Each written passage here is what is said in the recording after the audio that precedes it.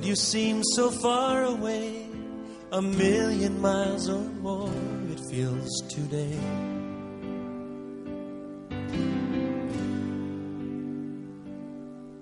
And though I haven't lost my faith, I must confess right now that it's hard for me to pray. But I don't know what to say, and I don't know where to start. But as you give the grace, with all that's in my heart, I will sing, yes, I will pray. Even in my darkest hour, through the sorrow and the pain, I will sing.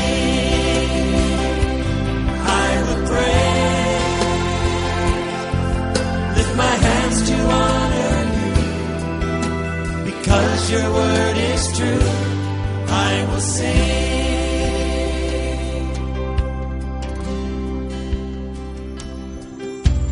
Lord, it's hard for me to see all the thoughts and plans you have for me. Yes, it is.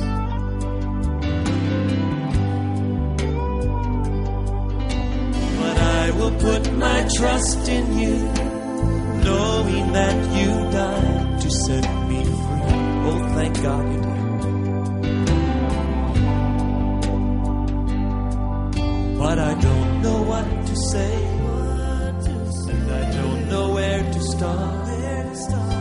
But as you give the grace, with all that's in my heart, I will sing.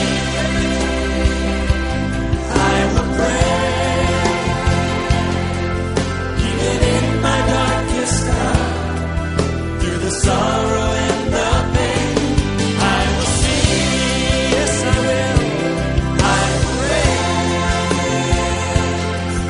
Lift my hands to honor you, because your word is true. Say it again. L'éveil. L'éveil des automatismes. Tout le monde debout. Battez les mains une fois. Une fois. Il y a rien qui soit comme monter. Une fois. Une fois, deux fois, trois fois.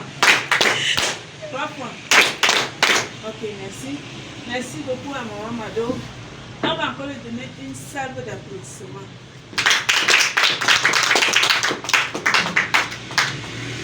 Merci maman. Elle nous a fait comprendre qu'on ne doit pas obéir à Dieu à moitié. Et ce que j'ai retenu ici, c'est que celui qui obéit entièrement, totalement à Dieu, Dieu veille sur lui en toutes choses. Dieu n'abandonne pas. Mais quand tu obéis à moitié, tu vas subir comme Moïse a subi la mort précoce, les problèmes de part et d'autre. Donc nous devons comprendre à partir de ce que nous devons faire tout ce que Dieu nous demande de faire. Parce que la Bible dit, si tu obéis à Dieu à 99%, c'est que tu as désobéi à tous les commandements. Mais on doit obéir 100%. On peut encore applaudir pour Mohamed. Voilà. Maintenant, on va passer au deuxième thème de la soirée. Le deuxième thème de ce soir, c'est le pays de Chiméa. Le pays de Chiméa, Babel, une tour du contre-évangile. Voilà, une tour du contre-évangile. Il s'agit ici de la tour de Babel. La référence ici, c'est Genèse chapitre 11, verset 1 à 5. Je crois que c'est le PC qui va prendre la suite. Il va nous conduire dans ce thème. Et à la fin, on aura encore l'échange comme on l'a fait tout à l'heure. On accueille sur le plateau M. Guénaïman.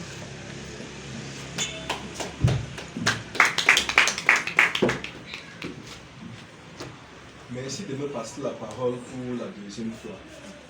Pour cette journée. Vraiment, c'est osé. Si les gens entendent que vous êtes rassemblés quelque part pour dire que Moïse avait désobéi, ils vont vous amener quelque part, vous flottez bien, avant de vous laisser après. C'est-à-dire le grand Moïse, vous parvenez à démontrer que Moïse avait désobéi, alors qu'ailleurs il est adoré comme un ange, comme un dieu. Dans le judaïsme, Moïse il n'y a pas de Jésus là-bas. c'est Moïse qui est Dieu. Dans la religion judaïque, c'est Moïse. La Torah, c'est Moïse. Ça s'arrête à Moïse. Donc il n'y a pas les évangiles là, tout ça, ils ne sont pas dedans. Donc vous venez dire que Moïse avait désobéi. Ça, c'est osé. Le thème de ce soir, c'est le pays des chiméas. Babel, la tour du contre-évangile. Genèse 11, du verset 1 à 5. Lisons. Lisons le texte de référence. Toute la terre avait une seule langue et les mêmes mots. Comme ils étaient partis de l'Orient, ils trouvèrent une plaine au pays des Chiméas et ils y habitèrent. Ils se dirent l'un à l'autre, allons, faisons des briques et cuisons-les au feu. Et la brique leur servit de pierre et le bitume leur servit de ciment. Il dit encore, allons, bâtissons une ville et une tour dont le sommet touche le ciel et faisons-nous un nom, afin que nous ne soyons pas dispersés sur la face de toute la terre. L'Éternel descendit pour voir la ville et la tour que bâtissaient les fils des hommes. Voilà ce qui s'est passé.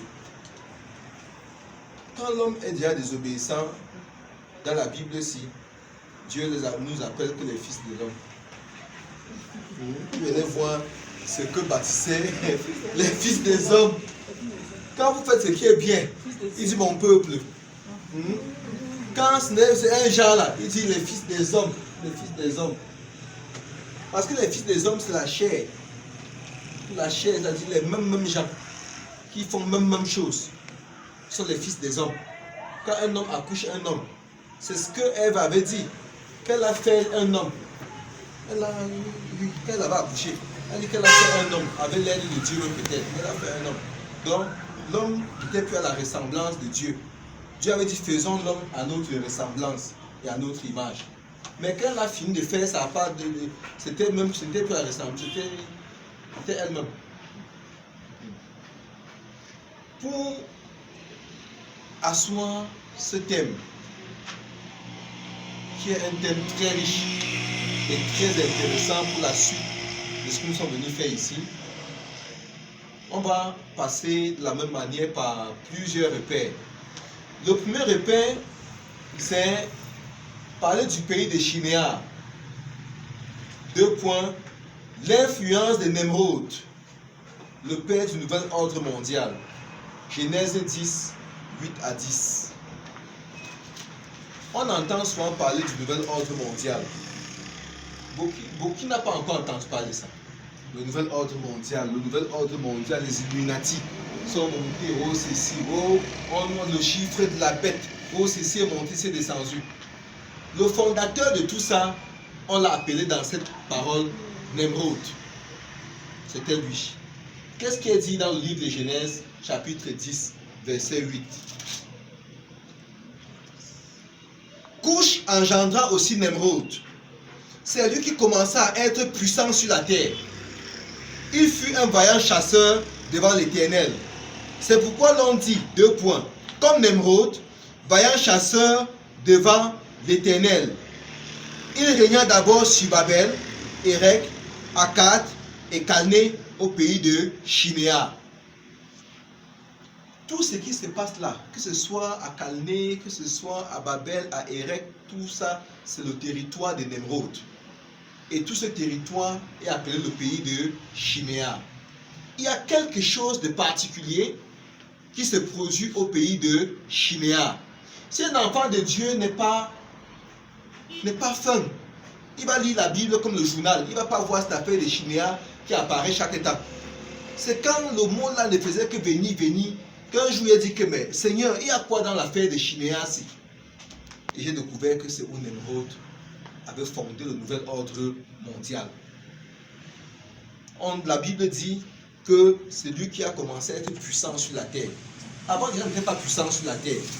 Les gens étaient serviteurs de Dieu. Est-ce que vous avez vu mon serviteur Moïse? Vous avez vu mon serviteur Job? Satan était venu accuser Job. Mais qu'elle est venue, tu étais baladé, oui, et puis tu as fait mon serviteur Job. Dieu était fier de parler de ses serviteurs.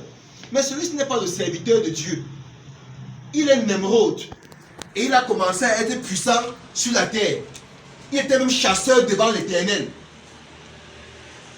Voilà ce qu'on dit de lui. Et il avait son trône où il régnait. C'était le pays de Chiméa. Qu'on comprenne d'abord. Ça c'est Genèse 10, 8 à 10. Le deuxième repère que je voudrais qu'on prenne, c'est les caractéristiques du nouvel ordre mondial. Puisque je suis en train de dire que cette affaire du pays de Chiméa, c'est quand nous devenons puissants. On ne regarde plus à Dieu. On devient puissant. On dit moi, meneux, je suis. Ce n'est plus que Dieu. Non. Comment? Les gens deviennent puissants. Il fait ça à qui? Un puissant comme moi. Les gens sont restés car ils pensent que s'ils pouvaient même un peu diminuer la population du monde. C'est ça qu'on disait tout à l'heure le matin, quand on parlait des sages femmes. Qu'on veut à un niveau de réduire même un peu la population. Dieu veut qu'on remplisse la terre et il veut qu'on soit réduit. On planifie familial, on vient avec Corona. Pour tuer même une série de beaucoup de personnes. Comme ça, on est un peu. Que si les gens ne sont pas très nombreux, on sera plus à l'aise. Il faut tuer une bonne partie. C'est ça qui est la question. C'est-à-dire, le nouvel ordre mondial ne marche pas sur l'ordre divin. Ce n'est pas comme le Seigneur demande de faire. Ils ont leur ordre à eux. Ce sont eux qui sont puissants. Les loges, les sectes, les réseaux de ceci et de cela, c'est pour apprêter le nouvel ordre mondial. Faire que ça s'installe. Là, et ça va s'installer. Parce que le Seigneur a prévu que ça va s'installer. Pour que dans les derniers temps, les gens qui ne veulent pas faire l'œuvre de Dieu maintenant, on les réveille. On les met maintenant dans ça. On les met maintenant à faire l'œuvre de Dieu. Ils vont faire en pleurant et en gémissant. Mieux quelqu'un fait sa part vite et bien et il part. Et il ne vient plus. Qu'il soit de ceux que le Seigneur va enlever. Parce que les autres vont se réveiller. Même ceux qui sont morts dans la mer va rejeter ses morts. Les forêts vont rejeter les morts. La terre, tout ça. Les morts là vont revenir.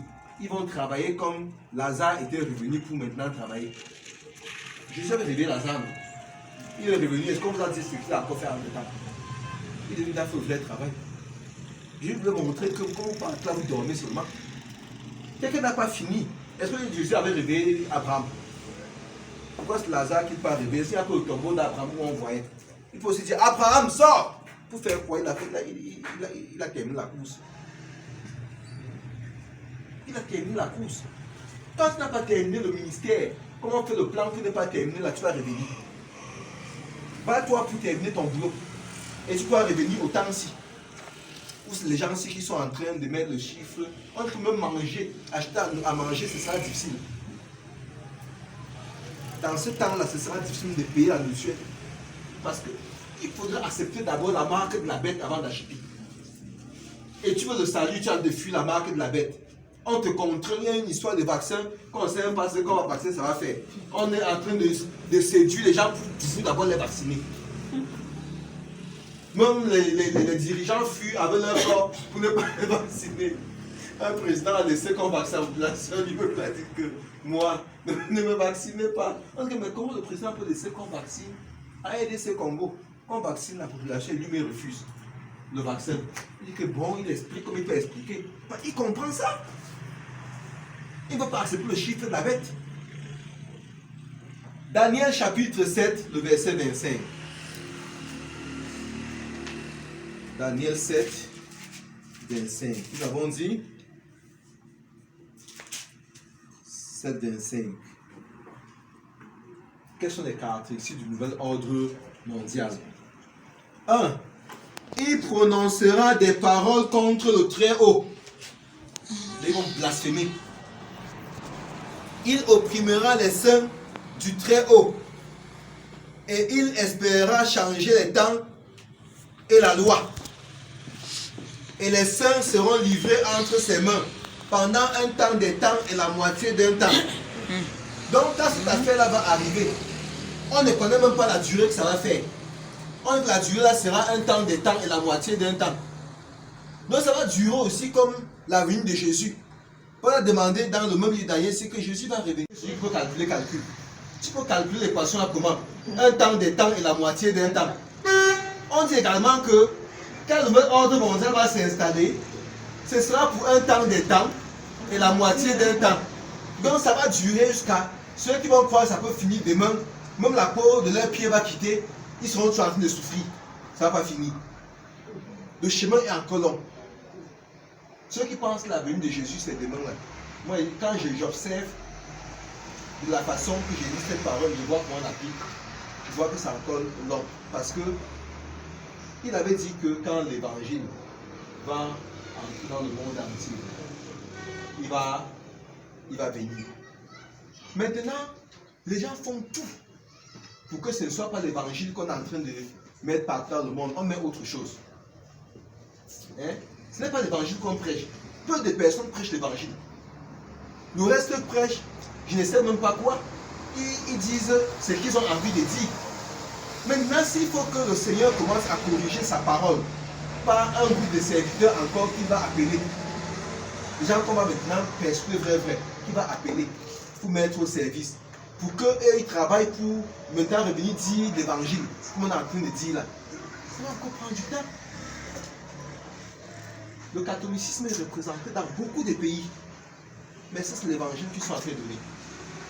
Pourquoi on espère que c'est ça qui va faire que Jésus revienne? Il y a le travail. Quand je regarde comme ça, je me pitié de nous. La moisson est, comme le missionnaire avait dit, elle est prête. Il faut maintenant des moissonneurs. Ceux qui étoilent, ce n'est pas les moissonneurs. C'est les gens qui passent, ils embrouillent le blé, ils embrouillent le maïs, ça s'arrête, ça tombe même dans le champ. Ce n'est pas les moissonneurs. Il faut les moissonneurs. Et on ne peut pas faire le plan de mal moissonner. Il y a quelqu'un qui ne voulait pas moissonner. Il a fui, qui part à Tassi. Hein? Tant de femmes s'est retrouvé en train de moissonner. Donc, les gens vont quitter sur ceux qui sont en train de faire pour faire le plan là. Et on va les dévier comme ça, les amener dans la moisson là toujours. Mieux tu ne fais même pas le plan. Si quelqu'un pouvait faire comme on fait le mystère, même un peu comme Jésus, même quelques années, tu pars toi, bio, on t'appelle plus de revenir. Tu te repousses. Bon, c'est pas ça qu'on veut. Et on veut s'éteindre sur la terre pour souffrir. Ce sera un temps des temps et la moitié d'un temps que le nouvel ordre mondial va venir. Même où tu peux même dire que Dieu n'y aura pas moyen. Parce qu'ils vont combattre. Hein? Ils vont opprimer tous ceux qui peuvent parler du Seigneur. Opprimer bien même. On se met encore ouvert, on dit même venez. On met la plaque. Ils n'ont pas moyen de mettre la plaque. Les gens vont se cacher au sous-sol avant même de chercher une demi-page de Bible. S'ils peuvent un peu lire, ça les évangélise eux-mêmes. Donc on court même pour la parole. Il dit que la parole va devenir rare. La parole sera rare. On va me chercher. Qui peut me prêcher un peu? Il n'y aura personne. Il n'y aura personne. Donc oppression des saints. Marché commun. Le vrai ordre mondial. Monnaie unique. Gouvernement mondial. Religion unique. La morale unique. C'est-à-dire, on arrive au moment où on arrange une morale unique. On dit, bon, si homme et homme se marient, bon, il n'y a pas un problème, non? On est d'accord qu'il n'y a pas de problème. Et puis, homme et homme se marient, c'est un peu un problème. Dernièrement, un scandale s'est produit à Douala. Les gens ont abusé d'une petite fille, balancé les images sur la toile. On n'a jamais pu me les interpeller comme ça, que venez, que vous étiez en train de faire quoi avant que ça fasse arriver sur Facebook. C'est pour montrer ce qui se passe là. C'est proche. Cette persécution-ci est proche. Personne n'a pu reconnaître dans ça une affaire où il peut mettre sa main. Ça a été passé comme ça, free. Mais va voler un doigt de banane. Le même soir, tu doches le commandant, tes parents viennent payer 100 000. 100 000 côté paternel, 100 000 côté maternel. Pour voir si on peut délivrer les chiffres de commandant. Aucun commandant n'a pu voir que cette affaire-là. Qui peut même se saisir de l'affaire? Aucun procureur. Aucune personne. L'affaire est passée comme ça. Là. On ne parle même plus de ça. En douce, après le monsieur est venu s'asseoir sur les écrans, verser les larmes de crocodile, sans réussir à dire ce qu'il a fait. Sans réussir à dire qui était même là. pour qu'on masque l'affaire et que c'est fini. Et certains qui prenaient position pour lui et d'autres qui prenaient position contre lui. C'est comme ça qu'on veut construire ce pays. La morale unique, c'est ça. C'est-à-dire, à un moment donné, ce qui n'était pas la morale devient la morale. Ce qui n'est pas normal devient normal. On dit, mais c'est comme ça que c'est, non? Avançons. Voilà ce que nous sommes en train de faire.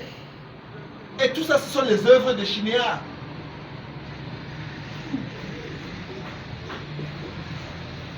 Maintenant, si nous connaissons qu'il y a une affaire d'oppression, une affaire de monnaie unique, de gouvernement unique, de ceci unique, de cela unique, tout devient unique. Allons d'abord voir, puisqu'on parlait d'évangile, que Babel est la tour du contre-évangile. C'est quoi l'évangile? Quand on ne connaît pas ce que c'est que l'évangile, c'est que c'est même l'évangélisation. On va croire à un moment donné qu'on évangélise. Matthieu 28, 19. Matthieu 28, 19.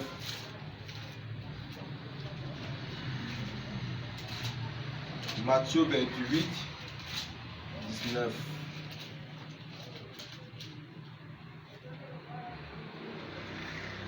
Allez, faites de toutes les nations des disciples, les baptisant au nom du Père, du Fils et du Saint-Esprit. Et ça continue, enseignez-leur à observer tout ce que je vous ai prescrit. Voici, je suis avec vous tous les jours jusqu'à la fin du monde. Bon, l'évangile, c'est aller parler de Jésus. Allez et faire les nations les disciples, dont on parle le matin. Que quand je fais des nations les disciples, ils sont en train d'accoucher. Je ne fais pas des nations les disciples pour les conserver dans une morale unique, ou dans une même maison, ou dans un ceci. L'ordre de chaque disciple que j'accouche, ça n'a pas d'ordre, c'est aussi de aller. Pendant que pour moi c'est aller, pour lui c'est aller, pour toi c'est aller, elle c'est aller. Si chacun est en train d'aller, il n'y a personne qui sera restant. Le gouvernement unique c'est restant. La morale unique c'est restant. Chiméa c'est restant. Babel c'est restant. Mais Jésus a dit quoi? Allez.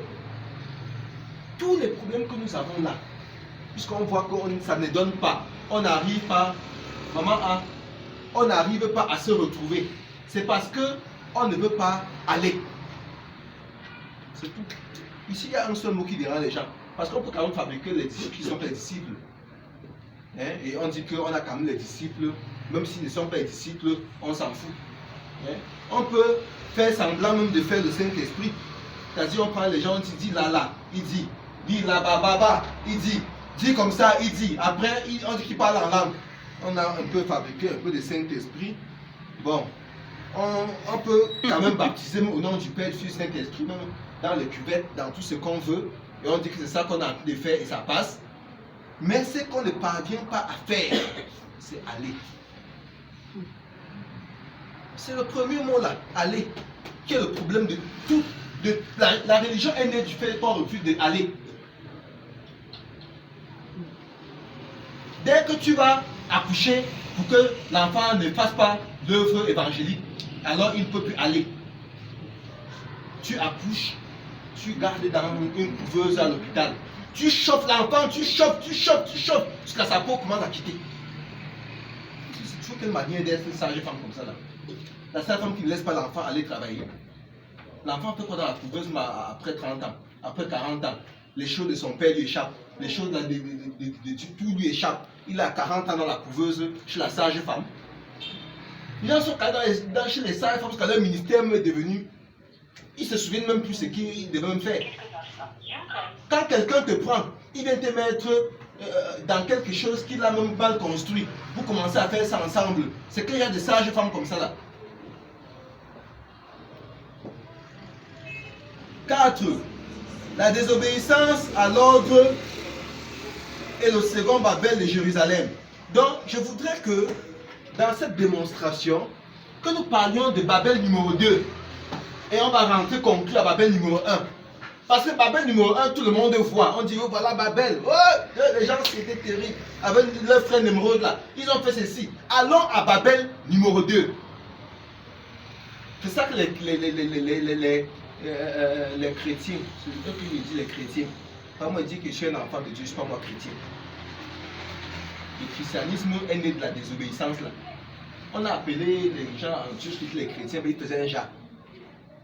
S'ils faisaient un bon jar, on ne les appelait pas comme ça. On n'a pas dit voir les enfants de Dieu, voir les chrétiens.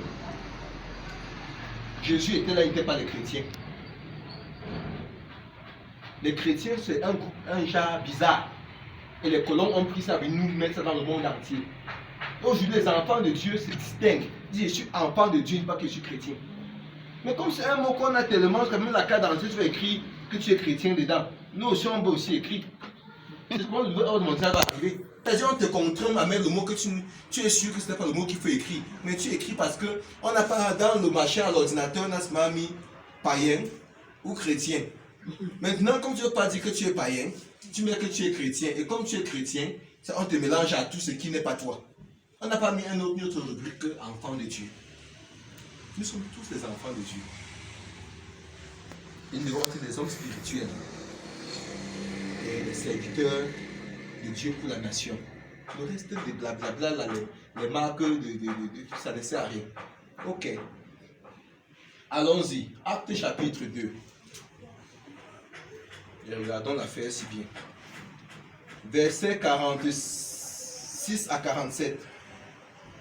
Ils étaient chaque jour, tous ensemble, assidus au temple. Ils rompaient le pain dans les maisons et prenaient leur nourriture avec joie et simplicité de cœur, louant Dieu et trouvant grâce auprès de tout le peuple. Et le Seigneur ajoutait chaque jour à l'église ceux qui étaient sauvés. Ceux qui ont écrit ici même là, ils ont écrit église avec E majuscule, ils ont écrit E minuscule. Parce que ce n'est pas l'église du Seigneur ici là. C'est les églisettes qu'ils avaient fabriquées là entre eux. Voici les gens à qui Jésus a dit d'aller. Au lieu d'aller, ils sont restés.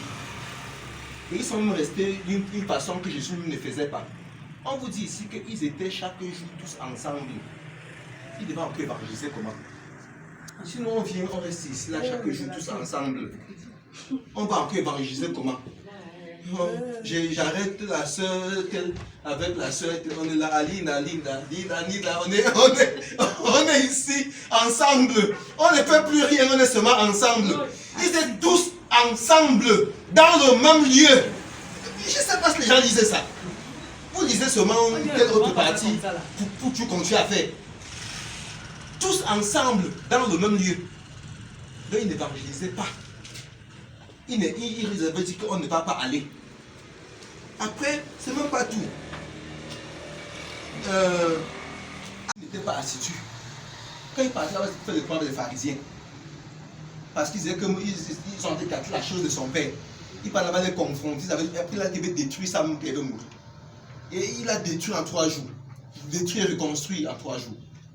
Maintenant, ce qu'il a détruit là, il a reconstruit dans les gens-ci qui ont reçu le Saint-Esprit à Actes chapitre 2, le jour de la Pentecôte. C'est les pentecôtistes dont on parle comme ça. Ils aiment bien être ensemble dans le même lieu. Après on dit frère, dans le même lieu. Et on n'évangélise plus. Et comme ils sont restés, et quand ils sont là ensemble, frères, ils disent qu'ils sont sauvés. Maintenant, ils étaient assidus au temple. C'est de quel temple dont on parle ici? Le temple de Jérusalem.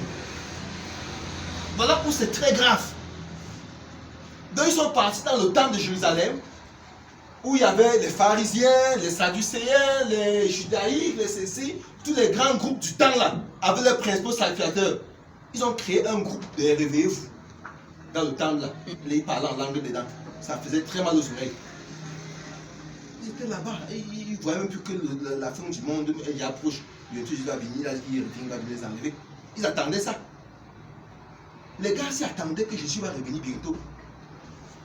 Maintenant, ils étaient là, ils vont rompre le pain, ils vont manger avec appétit, ils vont être là, ils vont, voilà ce qu'ils faisaient.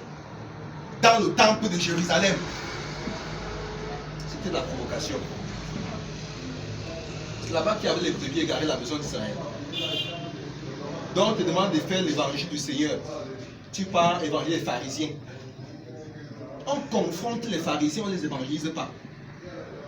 Je ne peux pas me lever et parler, voir un pasteur qui est en train de faire un truc tordu. Je ne vais pas l'évangéliser, il connaît. Celui qui choisit librement de ne pas faire. Toutes ces paroles que nous lisons là, ils ne disent pas ça de la myopie. Il connaît ses paroles, il ne les utilise pas. Un t'as fait une démonstration que donne à lui, ne donne pas aux indigents. Que c'est lui qui est l'œuvre de Dieu. Qui vous a dit que c'est là-bas qu'on doit donner?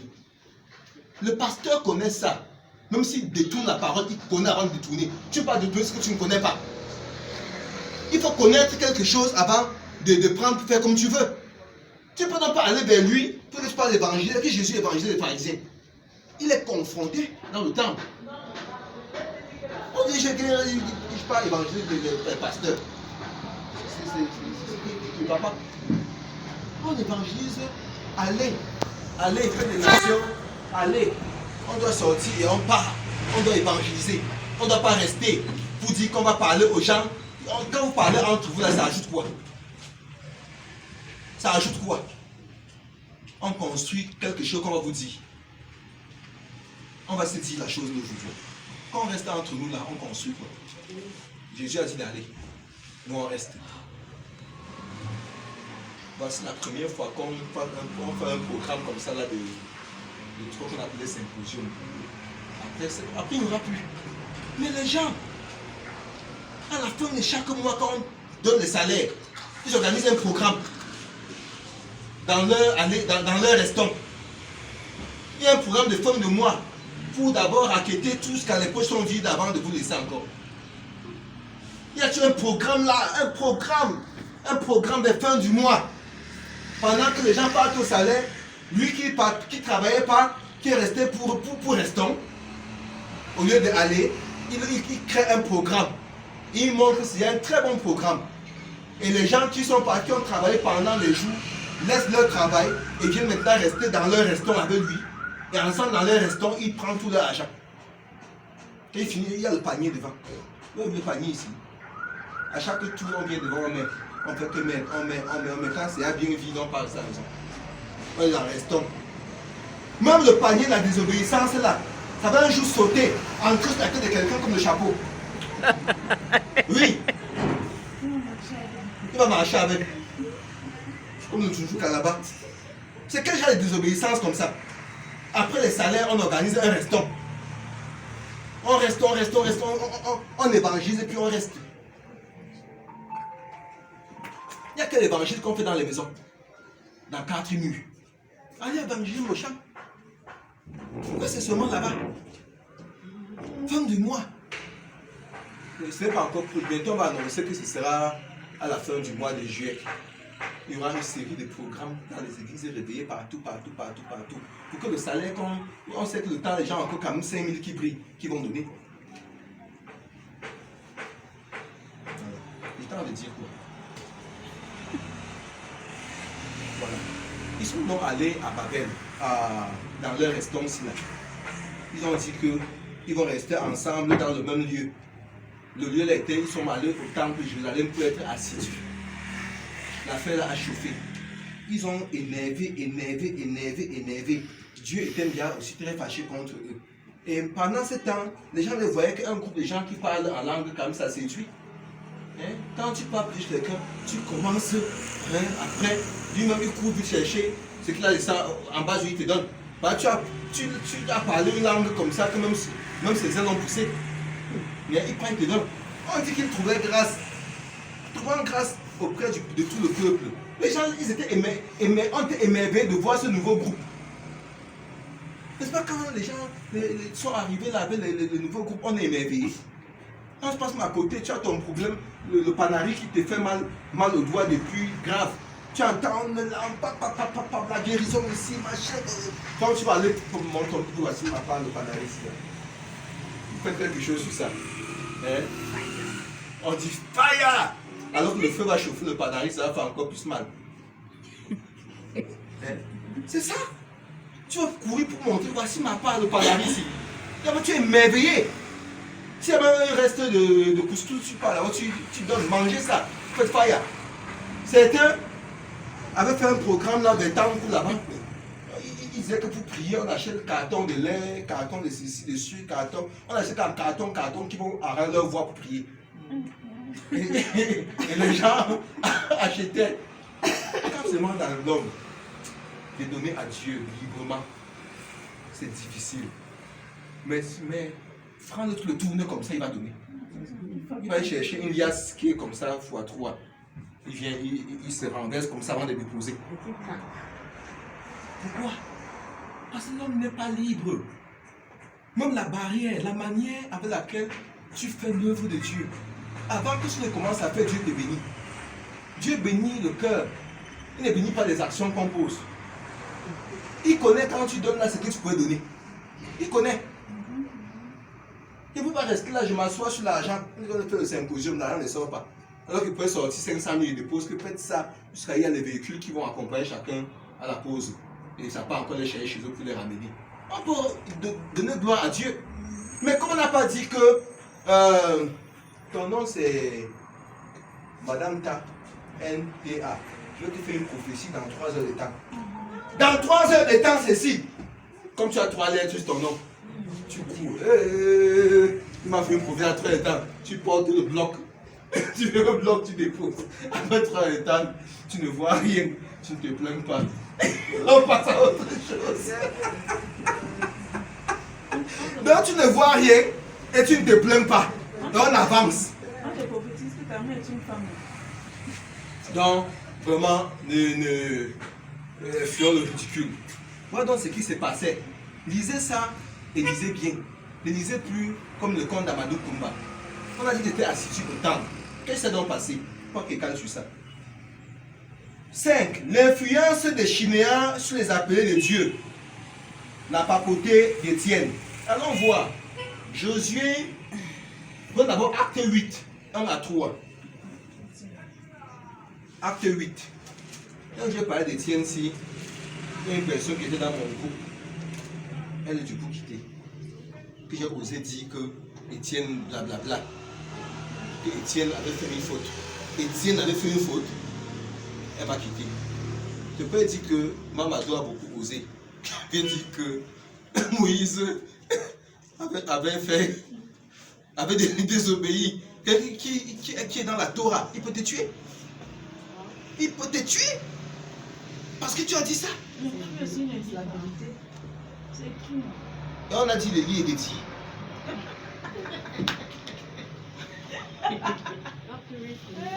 Acte 8, 1 à 3. Saul avait approuvé le meurtre d'Étienne. Il y eut ce jour-là une grande persécution contre l'église de Jérusalem. Et tous, excepté les apôtres, se dispersèrent dans les contrées de Judée et de la Samarie. Voici quelque chose qui s'est produit. Comme il dit, l'influence des Chinois des appelés de Dieu. Donc, les appelés de Dieu sont arrivés au moment donné qu'ils ont dit qu'on ne va pas aller, on va rester. Et ils sont restés dans le même lieu. Ils ont arrangé une religion là, ils ont mis Étienne chef de la religion là. Étienne était leur chef. Ce n'est pas qu'il parlait une parole qui n'était pas l'évangile. Quand le gars parlait, c'était bien. Il y avait les miracles. Elle a dit que ça suit avec les miracles, non? C'était bien. Mais ce n'était pas ce que Dieu voulait. Est-ce que Dieu n'a pas donné l'eau quand Moïse a frappé le rocher? Mais ce n'était pas ce que Dieu demandait de faire. Encore. Il n'y a rien qui arrive sans que l'Éternel en soit l'auteur. Dieu a donc créé une persécution de haut niveau. On est descendu là pour dire, où sont les gens qui parlent que Chakaba ici là? Arrêtez-les tous. On les a arrêtés dans le temple, là, on les a ramassés vite, vite dans le sang payé. On les a mis, on les a amenés quelque part pour aller juger. Retirer Étienne parmi qui était le pape. Parce qu'Étienne était le chef de l'église à ce moment-là. On l'avait nommé que c'est lui qui est le chef de leur groupe, le groupe des restants. Et on a donc tué Étienne. On appelle ça dans la Bible le martyr d'Étienne. Comme ça qu'Étienne est mort. Étienne n'est pas mort dans l'obéissance. Il est mort dans un chemin de désobéissance. Et c'est Dieu qui a laissé cette persécution se faire. Parce que Saul qui a fait ça, qui a prouvé ce meurtre-là, Saul a eu des galons. Dieu l'a gradé. Saul qui a tué Étienne est devenu le grand apôtre Paul. Qui a maintenant qui n'a pas fait le restant. Il a fait le aller. Il a tué Étienne et maintenant pour disloquer ça, et maintenant lui pensait qu'il faisait du bien. Dieu l'a utilisé pour tuer Étienne. Sinon il n'y avait jamais à avoir d'évangile. Le chrétien devait être, bien les enfants de Dieu devaient rester là pour faire la religion des restants. Même ça ne devait jamais arriver chez nous. Ça devait qu'aller à Jérusalem. Ils étaient comme ça à Jérusalem, ils n'ont pas bougé. C'est maintenant Paul qui va aller en Macédoine, qui va aller en Pamphylie, qui va aller à Philadelphie, qui va aller là-bas, qui va aller à Rome, qui va aller, après avoir tué le chef du groupe des restants, qui est en train de construire le nouvel ordre mondial, qui a construit la nouvelle tour de Babel après l'effusion du Saint-Esprit. L'effusion du Saint-Esprit était une guérison. C'est-à-dire, les gens décident de faire un projet où ils s'entendent. Dieu donne les langues pour les discipliner, ils ne s'entendent plus. Or, le même jour de la Pentecôte, Dieu a donné les langues différentes pour détruire en eux toute forme à s'arranger jusqu'à ils sont seulement restants. Le pays des Chiméas, c'est l'endroit où on fait le restant. Il y a ça dans nos vies, les zones de confort. C'est une zone de confort, le pays des Chiméas. Avec le bon manteau. Allons dans Genèse, dans Josué 7, 21. On a lu ça le matin. Hein? Pour voir comment est-ce que le pays des Chiméas influence les serviteurs de Dieu. C'est au pays des Chiméas qui a le manteau qu'on appelle le manteau de la désobéissance ministérielle. C'est là-bas qu'Akan a vu sa part qui était beau. Aujourd'hui, ce manteau se trouve dans les écoles bibliques. C'est-à-dire, on te prend 2-3 mois là, et puis on t'habille avec un boubou, tu es en enfer. L'habit qu'on t'a mis là, c'est le début de ta fin. Comme tu as porté ça là, tu peux même lire cette parole scandie comme tu as vu. Tu es voilé avec un manteau de la désobéissance, qui est le manteau de Chiméa le matin. C'est là-bas que tu vas débrouiller les gens, voler, corrompre, détourner, garder, couvrir avec. Donc quand tu prends même là, on te respecte en route. Pasteur, mon prophète, mon apôtre. Parce que tu portes un manteau qui force le respect dans la société. Étienne avait un comme ça. On dit que le peuple les aimait. Le peuple les aimait. C'est-à-dire, autour d'eux, les gens étaient fiers d'eux. Ils trouvaient grâce aux yeux du peuple. Parce que les gars parlaient en langue. Ils parlaient en langue. Il parlait les langues, personne n'a jamais rien entendu. C'est ça. Il était le chef. Dieu a renversé ça. Chiméa amène les enfants de Dieu à désobéir à l'appel évangélique. Ils commencent à aimer rester qu'ensemble. Certains vont jusqu'à, ils ont les foulards identiques. C'est-à-dire, chacun prend son oreille, il attache jusqu'ici là. Il colle derrière. Si tu n'attaches pas ça, on te persécute. Ils sont là dans la religion du foulard. D'autres ont la religion de marcher pieds nus. Si tu ne marches pas pieds nus, alors on te fait les problèmes. Il y a des qualités, version par version, des restants. Pour désobéir. Quelle est cette histoire où nous voulons restants? Je préfère dire restants. Allons-y maintenant. Chiméa, lieu de détournement de la gloire de Dieu. Daniel 1, 2. C'est ce que Daniel va dire de cette affaire de Chiméa. Daniel, Ézéchiel, Daniel 1, verset 2. Le Seigneur livra entre ses mains Joachim, roi de Juda. Il parle des ustensiles de la maison de Dieu. Nebuchadnezzar emporta les ustensiles au pays de Chiméa, dans la maison de son Dieu. Il les mis dans la maison du trésor de son petit Dieu. Il a amené les ustensiles là où? À Chiméa. Les choses qu'on glorifiait Dieu avec. Nebuchadnezzar, c'est là. Il a pris. Il est parti garder ça maintenant à Chiméa. Tout ce que vous voulez voir, les affaires à la gloire de Dieu d'avant, c'est pourquoi Dieu est quitté dans les choses physiques. Il est resté spirituel, il est esprit. Dieu est esprit, il est vérité, il est esprit, il est la parole. Il n'est pas saisissable. Quand il était resté autour des ustensiles, on trouvait ça où? On trouvait ça à Rome. On trouve ça à Rome. Les églises anciennes ont les reliques. On peut te dire, voici un morceau de la vie que Jésus a porté. Les gens font le pèlerinage chaque jour pour aller se prosterner sous ça. au pays des Chinéas. Dès qu'ils se prosternent en bas de la relique là, ils rentrent, ils sont très méchants. Un m'a écrit l'autre jour dans mon WhatsApp, il m'écrit qu'il est venu avec le pure anointing oil qui vient de Jérusalem. Ils font le voyage là, non? Ils rentrent avec les fioles d'huile. Il dit que anointing, l'huile, j'ai fait quoi avec ça? Dieu m'a dit prie comme ça là, et fait comme ça là. Maintenant je m'en vais chercher pure anointing oil, pour me vendre peut-être une gouttelette à 100 000. C'est ça qu'il s'agit ici. C'est-à-dire Nebuchadnezzar, qui est un bon sataniste. C'est lui qui avait tous les objets là qui étaient de valeur, qu'on servait Dieu avec avant. On lui a donné ça, celui qui avait ça, il est parti garder ça à Chinéa. Et Nebuchadnezzar, c'est un adepte de Nemrod. Si vous lisez bien au livre de Daniel, vous allez voir ça là. Celui qui peut lire et coller ce qu'on vient de voir au début là à l'autre là, il va comprendre que c'est le prolongement de Nemrod. Il était puissant. Parce qu'il dit un truc, on choque la fournaise, on vous prend, on jette dedans. Ça vous grille. Celui qui se présente dans la statue ici, il va voir. Et ils ne sont pas postés, on l'a mis dans la fournaise. C'est-à-dire, il était puissant. C'est Dieu qui a livré le peuple ici entre leurs mains. Parce que Dieu ne voulait plus ces choses qu'on faisait aussi mal. On ne le glorifiait pas bien. C'est Dieu qui a livré ces gens. Que prendre les statistiques là, qu'ils passent le temps à adorer les statistiques, même moi qu'ils adorent. Quand il a pris tout ça, il est parti mettre à Chinéa. Quelque chose que vous désobéissez avec là. Maintenant, allez même mettre ça pour on désobéit vrai. Ne trompez plus les gens avec. De son Dieu. Ne dérangez plus les places avec.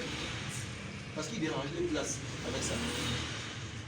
Maintenant, Babel, l'épicentre de la désobéissance du contre-évangile. Rentrons à Genèse, le test de base. Genèse 11. Qu'est-ce qu'on doit comprendre ici dans Genèse 11? Qu'est-ce que moi je comprends? Que ces gens étaient partis de l'Orient. Donc ils n'étaient même pas les fils de la promesse. Donc, il n'y avait même pas encore à faire la promesse de temps là, parce qu'Abraham n'était pas connu. Et ils sont partis s'arrêter. Donc quand on dit les fils de l'Orient là, c'est les gens qui habitent l'endroit ci. Comme les mages d'Orient apparaissent le matin là, ils habitent les affaires des Chinéas, si c'est eux. Maintenant, il y a même parmi nous des gens qui sont de l'Orient. Bien que tu n'obéis pas au Seigneur, tu es de l'Orient. Ils sont venus, ils étaient partis de l'Orient, ils trouvaient une plaine au pays des Chinéas et ils y habitaient. Certains ne traversent même pas le pays des Chinéas, ils habitent. C'est-à-dire qu'ils arrivent dans une zone confortable, une zone de désobéissance ministérielle bien. Des gens qui sont dans une chose qu'ils ne peuvent plus jamais évangéliser. Quand vous leur parlez, ils ont des programmes jusqu'à. C'est quoi qu'ils leur donnent les programmes jusqu'à. Il n'y a plus le temps de Dieu dans leur programme. Je vais faire comme ça, après ceci, après cela, après, je recommence encore dans le premier après, et je continue encore après. Donc dans tout ce qu'il dit, vous ne voyez pas un instant dedans, il peut m'écouter la parole de Dieu. Il est assis, pieds et mains liés, à Chinéa, adepte parfait. Il ne bouge plus. Il est arrivé, zone de confort. Chinéa, c'est une zone de confort. On a vu le matin, une veste brillante là qu'un gars a vu. Il a pris ça. Ça tuait à tout le monde, mais il avait vu que c'était précieux. C'est une zone de confort. Quelqu'un peut vous vendre pour ça. Allez prendre la tunique d'un pasteur dehors là. Il va pourrir. Il va encore aller au funérail avec quoi? Hein? Où il arrive dans la première place, il va encore prendre avec quoi? Puisque il va devenir comme tout le monde. Il va devenir comme Jésus. Et il sera comme tout le monde. La Bible dit qu'il y avait les noces à Cana. Et Jésus était aussi invité. Non, le pasteur, ce n'est pas ça. Il y avait les noces à Cana et le pasteur était officiant. C'est comme ça qu'on fait aujourd'hui, non? Le pasteur qui officie les noces. Mais là-bas, Jésus était aussi invité. Mais ici, quand tu portes le manteau de Chinéa, c'est toi qui es officiant. Dans une affaire que Dieu m'a demandé de faire comme ça, là. On a seulement fabriqué ça, je ne sais comment. Parce que c'est devenu une histoire qu'on peut mourir sur ça. Je prends une petite virgule pour dire que le mariage est un acte spirituel, prophétique. Il n'est jamais religieux dans la parole. Les peuples se marient de façon différente. Quand la conçu mariage part de tribu en tribu, de peuple en peuple, de manière différente. C'est un acte coutumier, social, culturel. Il n'est jamais religieux. Il n'est jamais tout ce qu'on a fait aux gens là. Vous prendrez le temps pour comprendre ça un jour. C'est prophétique. C'est-à-dire tu as les gens avec qui tu dois vivre pour accomplir l'œuvre de Dieu. Chacun vient pour écrire une émission. On aura le temps de parler de ça ici un jour. On va prendre un temps pour toucher ça. Et que regardons la fête là avec le regard, un regard non partisan. Et on voit où on va arriver. Donc, les gars sont arrivés au pays des Chiméas. Pendant que Dieu dit, tu es pierre, sur cette pierre je bâtirai mon église, ils ont dit qu'ils n'ont pas affaire à la pierre. Ils ont pris les briques de terre. Ils ont chauffé au feu, c'est devenu dur. Ils ont dit que nous serons des briques de terre cuites. Donc il y en a ici qui ne travaillent même pas de Seigneur pour être des pierres. Ils sont carrément les briques de terre cuites. Les briques de terre cuites ne sont pas pierres. La brique de terre reste la brique de terre, s'il y a la pierre. Donc, une affaire qui est falsifiée. Nous aimons la falsification. Hein? Le Seigneur construit avec la pierre. Et il dit que même l'or qui est une roche, un métal, une forme de terre précieuse, il ne veut pas l'or là comme ça brut. Il veut ça éprouvé par le feu. Non, l'or qu'on a passé par le Saint-Esprit, c'est ça que Dieu veut. Mais nous, on réussit à prendre la brique de terre pour construire ce qu'on veut construire avec. Maintenant, ce n'est pas tout ce qu'ils ont fait au contre-évangile. Donc, ils disent allons, faisons, cuisons. Et ils ont fini. Et puis, ils ont pris le bitume. Le bitume est servi de ciment. Vous savez ce que le bitume? Le contact. C'est avec le contact qu'ils ont attaché briques de terre sur briques de terre. Il y a des projets que nous construisons avec le péché. C'est-à-dire, je me lie avec toi et au milieu de nous, on met un truc qui est très noir. Ça nous colle. On prend l'autre, on colle. On prend l'autre, on colle. On colle, on colle, on colle. Et on arrive très haut avec ça. Les gars ont utilisé carrément le bitume. C'est le bitume qui les servi de ciment pour se solidifier entre eux. Il y a des relations incestueuses, des relations contre nature, des relations contre évangile. Oui. Que les gens développent. Et ces relations sont des relations de bitume. Est-ce que ça avait le goudron? Le bitume est bien noir. Est-ce que le bitume colle les briques? Le Seigneur voulait qu'on comprenne. Qu'on comprenne comment ils ont fait pour construire ce qui n'était pas bien. C'est la même chose que les gars s'ils vont faire à la fin. À acte 2. Ils ont eu un truc qui s'est collé avec. Ils se liaient d'amitié ou se faisaient comment avec Étienne le chef. Ça a fait les problèmes. Ceux-ci ont pris la brique de terre, ils ont préparé. Ils ont maintenant pris le goudron pour coller ça. Après, il dit encore, allons, bâtissons-nous une ville, donnons-nous un nom. Tous ces groupes qui désobéissent à Dieu ont toujours un nom. Ils construisent des trucs puissants. Et ça porte un nom. Nous sommes le réveil comme ça là. Nous sommes la rose croix. Nous sommes ceci. Tout ça c'est la même chose. Les chemins de la désobéissance conduisent à la même chose. Nous sommes le groupe 2. Nous sommes même Gamossi peut devenir un groupe de Babel. Dès que la vision évangélique ne sera plus la nôtre, on est perdu. On est perdu. Voilà. Et il fait ça pourquoi? Faisons-nous un nom, afin que nous ne soyons pas dispersés sur la face de toute la terre, afin de ne pas aller, mais de rester. Ils ont fait tout ce travail avec le bitume, la pierre, le goudron, tout ça, pour ne pas être dispersés comme Dieu veut, mais pour rester où? Dans la zone de confort, où? À Chiméa. De quoi il est question? C'est ce qu'il fallait démontrer.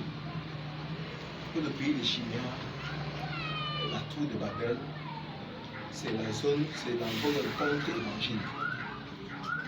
chaque fois que vous allez faire une œuvre pour l'instant, vous serez dans une zone de confort pour détruire l'évangile et pour faire que Dieu vous déteste. Il y a même des regroupements que Dieu n'autorise pas. Tu veux bien aller rester avec tel là-bas, Dieu dit que non, toi reste seulement là-bas. Lui aussi reste seulement là-bas. Après, continue plutôt par là-bas. Les gars là sont partis en Samarie. Ils sont partis, ils ont fait tout ce qu'ils devaient faire. Parce que la persécution de Saul était arrivée. Ils ont commencé à évangéliser. C'est où l'unique Éthiopien aussi bénéficier. S'il n'y avait pas cette persécution, on n'aurait jamais évangélisé. Philippe est parti le trou là-bas comment? Ils ont profité parce qu'il y avait la persécution là. Mais les gars, s'ils disaient que c'est pour ne pas disperser, Dieu a dit allez, remplissez la terre, multipliez-vous, remplissez la terre.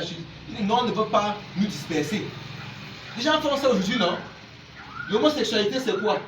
C'est restant. Il y a quoi qu'on peut faire dans deux homosexuels jusqu'à ça donne une troisième personne qui va aller, qui va multiplier la terre, qui va la remplir. C'est un couple de restants. Que Dieu doit on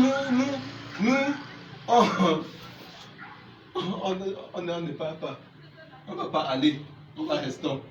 Ils restent dans leurs choses à deux, hommes et hommes, femmes et femmes. Ils construisent une affaire que c'est le péché du goudron qui les lie, la noirceur de tout ce qui est noir, ça qui les lie. Et ils ne vont jamais se multiplier, jamais. Et ils auront un nom, le groupe des homosexuels solides. Et ils vont rester là comme ça, pour dire à Dieu, tu n'avais pas bien vu. Nous on va rester, on va rester. Maintenant, terminons avec le renvoi de l'éphod, de la désobéissance à Chinéar. Zacharie 5, 5 à 11.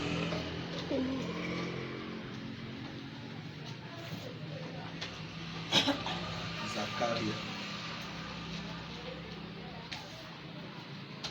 Juste après Agé. Zacharie 5, 5 à 11. Qu'est-ce qui se passe ici? L'ange qui parlait avec moi s'avança et il me dit, lève les yeux et regarde ce qui sort là. Je répondis 2 points. Qu'est-ce? Et il dit, c'est les phares qui sort.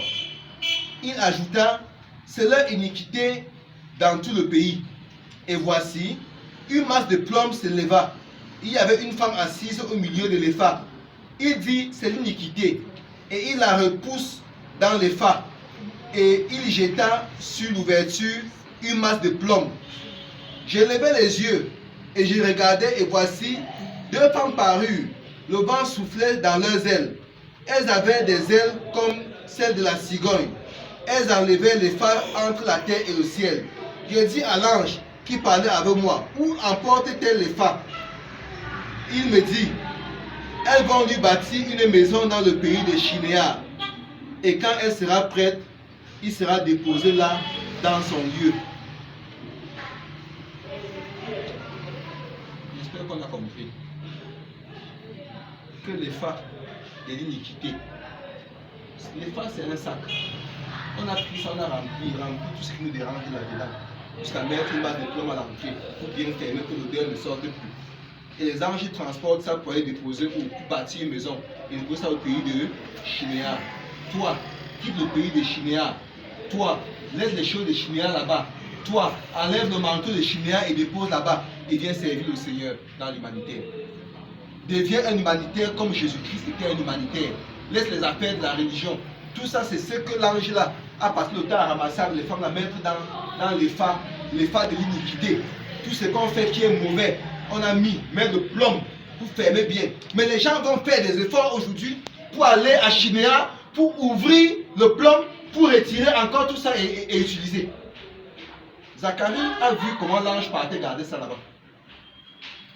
Est-ce que nous sommes prêts aujourd'hui, au soir de la première journée, à regarder chacun dans sa vie, à identifier ce que c'est que Chinéar, la zone de confort, à prendre ces choses de la zone de confort et à mettre dans les phares, à fermer les phares là et dire à l'ange, pardon, enlève ça de moi. je commence à être un humanitaire pour le compte du royaume des cieux maintenant, pour le compte de l'évangile pour les nations maintenant, pour le compte d'amener la lumière partout où je suis, être le sel de la terre, la lumière du monde maintenant. C'est de ça qu'il est question dans notre appel. Merci.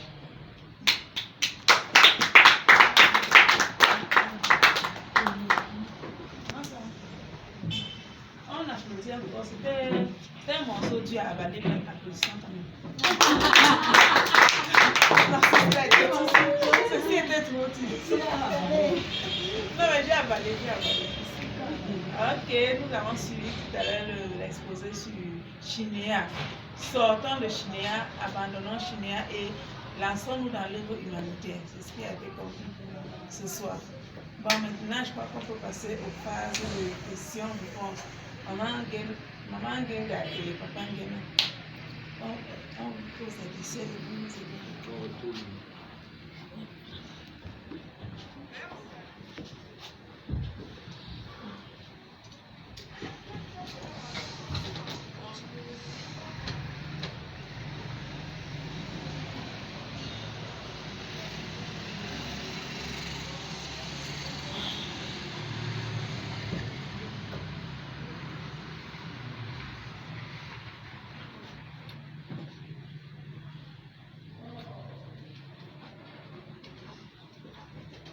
Les questions, si quelqu'un a compris quelque chose.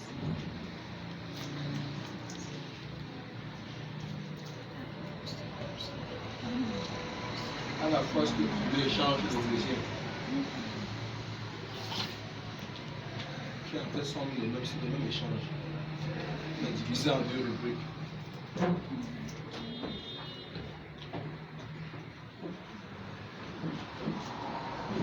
Oui, mon programme. Je reviens sur ma question. Quand le Seigneur dit donc pierre, et cette pierre, je bâtirai mon église, il s'agit de quelle église? Et quelqu'un d'autre qui répond dans mon programme. Pour comprendre qu'on est ensemble.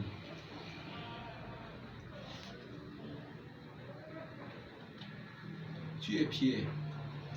Et sur cette pierre, je bâtirai mon église. Je n'ai pas dit tu es une brique de terre.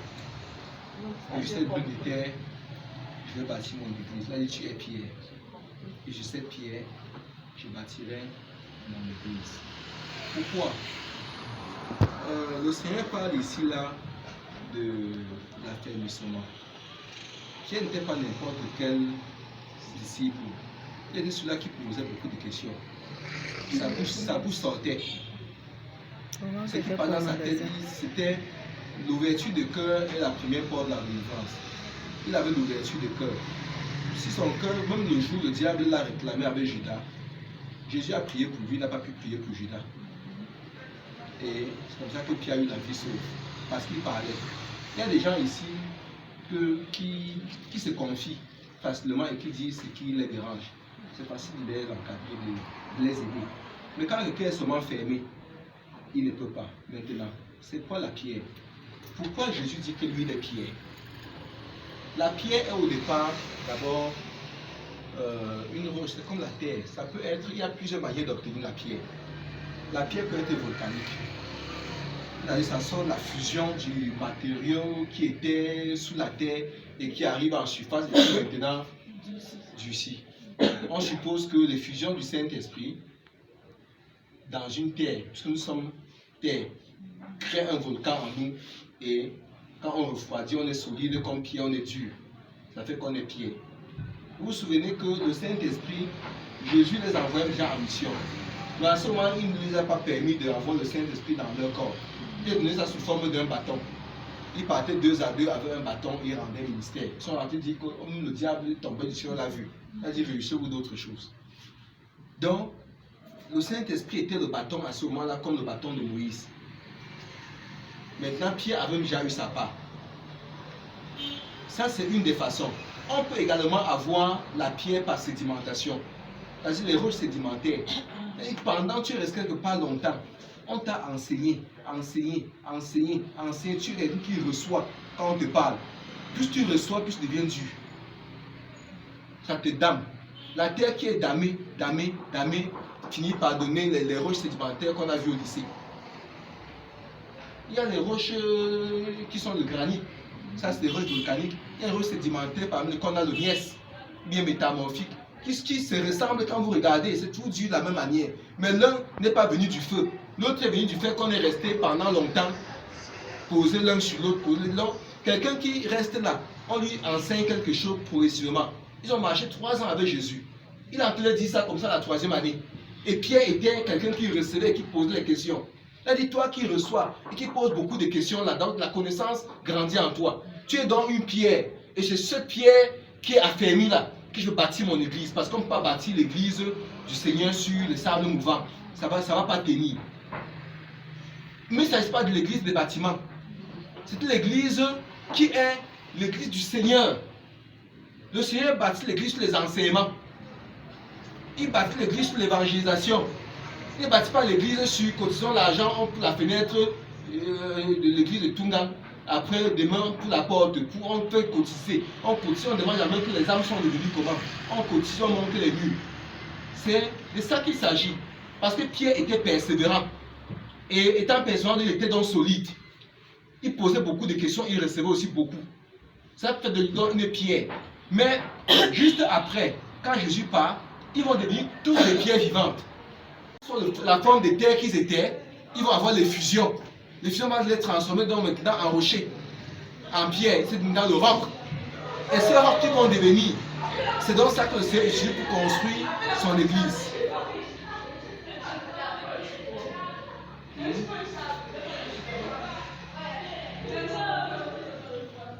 Et plus loin, dans 1 Pierre 5 ou 2 Pierre 5, il dit, soyez comme des pierres vivantes, édifiées pour le Seigneur. Il exhorte les gens à être tous des pierres vivantes. À être des pierres vivantes. Il y a des pierres mortes. Il y a des pierres vivantes. Quand quelqu'un Dieu t'a appelé comme pierre, tu prends le manteau, tu te couvres avec le manteau de Chinéa, tu es une pierre morte. Parce que la convoitise de ce manteau va te faire accoucher le péché et la mort. Il n'y a plus rien de bon. J'espère que j'ai répondu à cette question. Oui. Je voudrais tout simplement ajouter en disant à notre soeur que c'est une affaire de perception. Moi, j'ai l'impression que si elle insiste sur la question, c'est qu'elle est venue ici avec une perception précise de cette déclaration de Jésus. Et je pense que dans sa perception, elle voit l'église comme cette assemblée-là où les gens se rassemblent et viennent s'asseoir pour suivre les enseignements de Dieu. Et c'est comme ça que c'est calé dans sa tête. Et elle voit peut-être dans Pierre juste le nom que Jésus donne à Simon Pierre.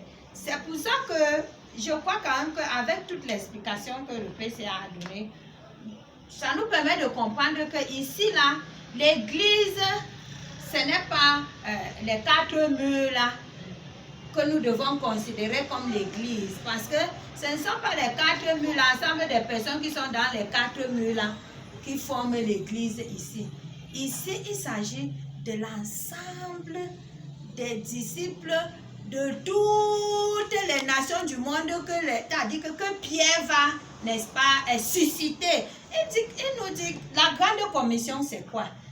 Aller et faire des nations les disciples. Maintenant, il a constaté que Pierre s'est démarqué. Il a été affermi, il a marché selon ses voies. Donc, il est déjà qualifié. Quand on dit que quelqu'un est pierre, ça veut dire la pierre est dure, la pierre est solide. Et je crois qu'il a bien expliqué ça. Maintenant, maman, il faut qu'on regarde l'église comme nous tous là, l'ensemble de nous tous qui acceptons l'évangile de Jésus-Christ, qui marchons selon ses principes et qui, c'est-à-dire que sans regarder les 4 murs là, c'est ça qui nous trompe. Sortons de la perception des 4 murs et voyons-nous, comme le PCA disait, enfants de Dieu. Enfants de Dieu, l'ensemble de tous les enfants de Dieu du monde. C'est qui fait l'église. Et si vous regardez comme ça, et quand il dit que sur cette pierre, je bâtirai mon église, ça veut dire que quoi? Il sait qu'il a déjà formé une personne assez équipée, outillée. Et l'Esprit de Dieu va l'accompagner dans la grande commission.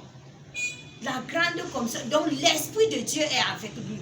Il est outillé, il est équipé, il est inébranlable, comme les anglophones disent, uncheckable, pour l'avancement de l'œuvre de Dieu, pas de l'œuvre d'une assemblée ou bien d'un apôtre ou d'une communauté, non, mais l'œuvre de Dieu.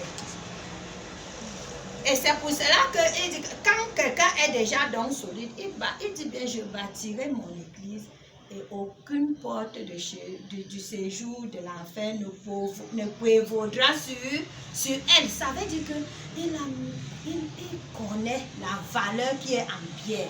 Et il sait que Pierre va tenir bon avec le soutien de l'Esprit de Dieu, du Saint-Esprit de Dieu qui l'accompagne.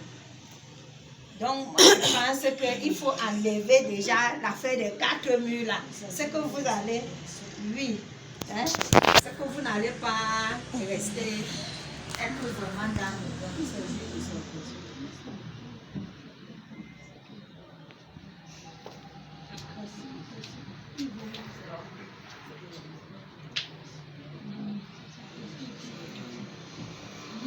Je pose la question aussi. Monsieur le Président a dit qu'on apprend les gens à parler en langue. Et la Bible dit que quand tu reçois le Saint-Esprit, tu parles en langue. Et je pose cette question. On apprend les gens à parler en langue pour les tromper. Est-ce que tu peux avoir le Saint-Esprit et ne pas parler en langue? Pourquoi on doit être obsédé de parler en langue? Le Saint-Esprit a pour signe initial de parler en langue. Donc, le Saint-Esprit, tu ne peux pas demander, tu ne peux pas contourner. Ce n'est pas quelque chose que tu sèmes quand c'est arrivé. Tu éclates. La Bible dit dans la prophétie d'Ésaïe que la langue du muet va se dévier. Le muet va commencer à parler. Maintenant, est-ce que c'est toi qui décides que ta langue se dévie? L'Esprit du Seigneur qui entre en toi, dévie ta langue. Tu parles de langue que tu ne connais pas. Et tu ne parles non pas parce que tu veux. Parfois, on vient seulement t'arrêter.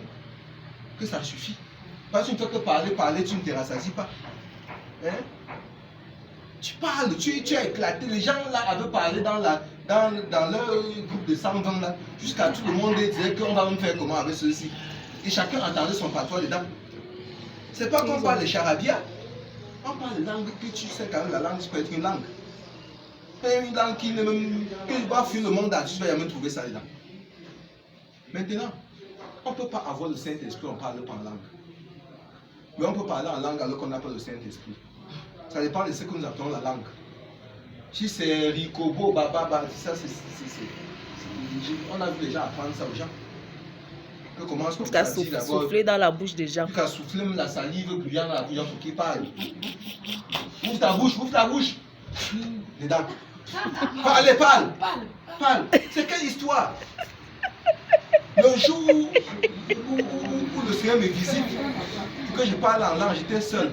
Il n'y avait même pas quelqu'un pour me souffler sur moi. J'étais levé dans la nuit, c'était un programme. La dame dormait là avec l'enfant, je me suis mis à genoux là comme ça. Dès que j'ai ouvert la bouche, c'était grave.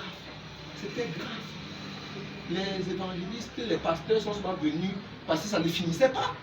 Vous dites que frère, ça va, couche-toi. Je me suis couché pour me endormir. Il n'y avait pas moyen d'arrêter. Il n'y a pas moyen. Personne m'a dit que fais comme ça. Non, c'était venu, boum, une seule fois. Donc si quelqu'un, parfois, il y a des femmes et tout le couteau à la cuisine. Tellement la pensée de Dieu est dans son cœur sucré. Boum, ça éclate. On va seulement venir arracher le pilon là. Elle va parler jusqu'à soulever le pilon, balancer le couscous à gauche, à droite. Et ça, nous parlons en langue. Et c'est avec la paix. On ne s'agite pas. C'est bien, c'est doux. C'est un esprit de paix. C'est pas un esprit de bagarre. On vient, on cherche les huissiers pour arrêter le côté-ci. On arrête l'autre côté, on tape tout le monde pour mettre au sol pour appuyer. Ce n'est pas ça le Saint-Esprit. Bref, les démons. Donc, j'espère que je réponds. Si on parle en langue, ça ne veut pas dire qu'on a le Saint-Esprit. Et même le Saint-Esprit, tu peux quelqu'un qui est dans le Saint-Esprit, tu ne vois jamais parler en langue. Parce que c'est dans son intimité avec Dieu qu'il parle. Même depuis qu'on a le programme, c'est qui a parlé en langue ici. On est sérieux, on se comporte aujourd'hui. L'esprit du prophète est souillé au prophète. Hein? On se comporte. Si on veut commencer là, il n'y aura pas moyen. Donc tu vas fuir. Donc ça va sortir là. C'est tous les gens ici. Nous sommes sérieux. On se comporte. Est-ce que ça veut dire que quand on parle en langue, c'est le désordre? Non. C'est pour édifier le peuple. Est-ce que nous sommes sérieux depuis? On a dit la laïcité dans l'action humanitaire. Quelqu'un vient ici et il nous voit comment parler en langue. Il y aura un scandale. La laïcité encore ou dedans? Il y aura un scandale. Est-ce que c'est grave? On va montrer aux gens dans ce symposium comment Daniel, Joseph étaient sérieux dans le gouvernement où ils ont travaillé pour tester les enfants de Dieu. On veut montrer que c'est possible de parler du Seigneur sans mettre un genre de simagrie sur ça. D'excitation, de zèle. Il y a le zèle amer même. On ne doit pas exagérer. Quelqu'un vient là, il venait pas vous visiter. Et puis on dit le symposium.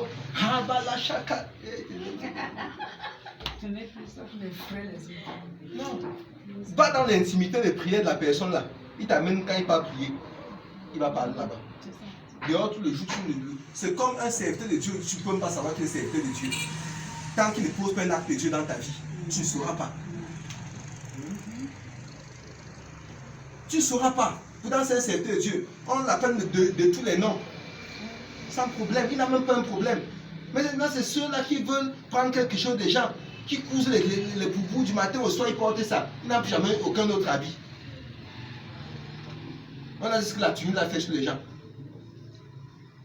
Quelqu'un veut bien servir, il va lui prendre ça et déposer. Il va commencer à servir Dieu. Puis il se rend compte qu'il servait un habit.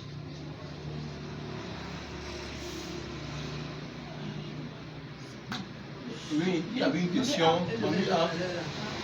Non, je dis que l'école biblique alors n'est pas spirituel. L'école biblique n'est pas permis. Permise. Permise, il faut faire l'école biblique. Voilà. On va arriver à ça. Avec moi parler du symposium. Pas quoi, le symposium est devant. On va déjà poser des questions. Je suis ça ici. Ça va arriver au 3e jour. C'est le 2e ou 3e jour. On va parler de Melchisédek. On va arriver sur ça. L'école biblique était un temps. On a dit un temps d'un temps et la moitié d'un temps. L'école biblique était un temps. La maison du potier a existé. Il y avait l'école des fils des prophètes. Il partait même là-bas avec Élisée, sa sœur, pour écouter Élisée. La hache de quelqu'un même tombait dans l'eau quand on l'a aidé à ramasser. Il y avait toujours les enfants des prophètes qui partaient à l'école. Mais depuis que le sacerdoce a changé de tribu, c'est parti chez les Lévites, la tribu de Lévi, pour se retrouver à la tribu de Juda. Le sacerdoce est exercé aujourd'hui par les gens qui, en fait, n'avaient rien à voir avec. C'est-à-dire quelqu'un est là, il prépare ses pommes pilées jusqu'après, il va t'évangéliser. Je dis que mais la mère, c'est quelle histoire comme ça là? C'est ce que Jésus a fait. Il a scié les planches, cochon, jusqu'après, il peut la scier, sans dire que les affaires de mon père, on dit mais celui-ci, le fils du charpentier, si, ces deux étaient exercés par les fils des charpentiers, par le menuisier, par le forgeron, par l'infirmier, par le docteur, par le professeur, par ceci, par cela, par tout le monde dehors. Nous tous, on est appelés au sacerdoce. Donc il n'y a plus une manière particulière d'introduire. C'est le Seigneur qui vient élire la personne qui va parler de sa part. Et c'est pas que c'est marrant. Tu poses la question, on répond là, tu dors bien jusqu'à.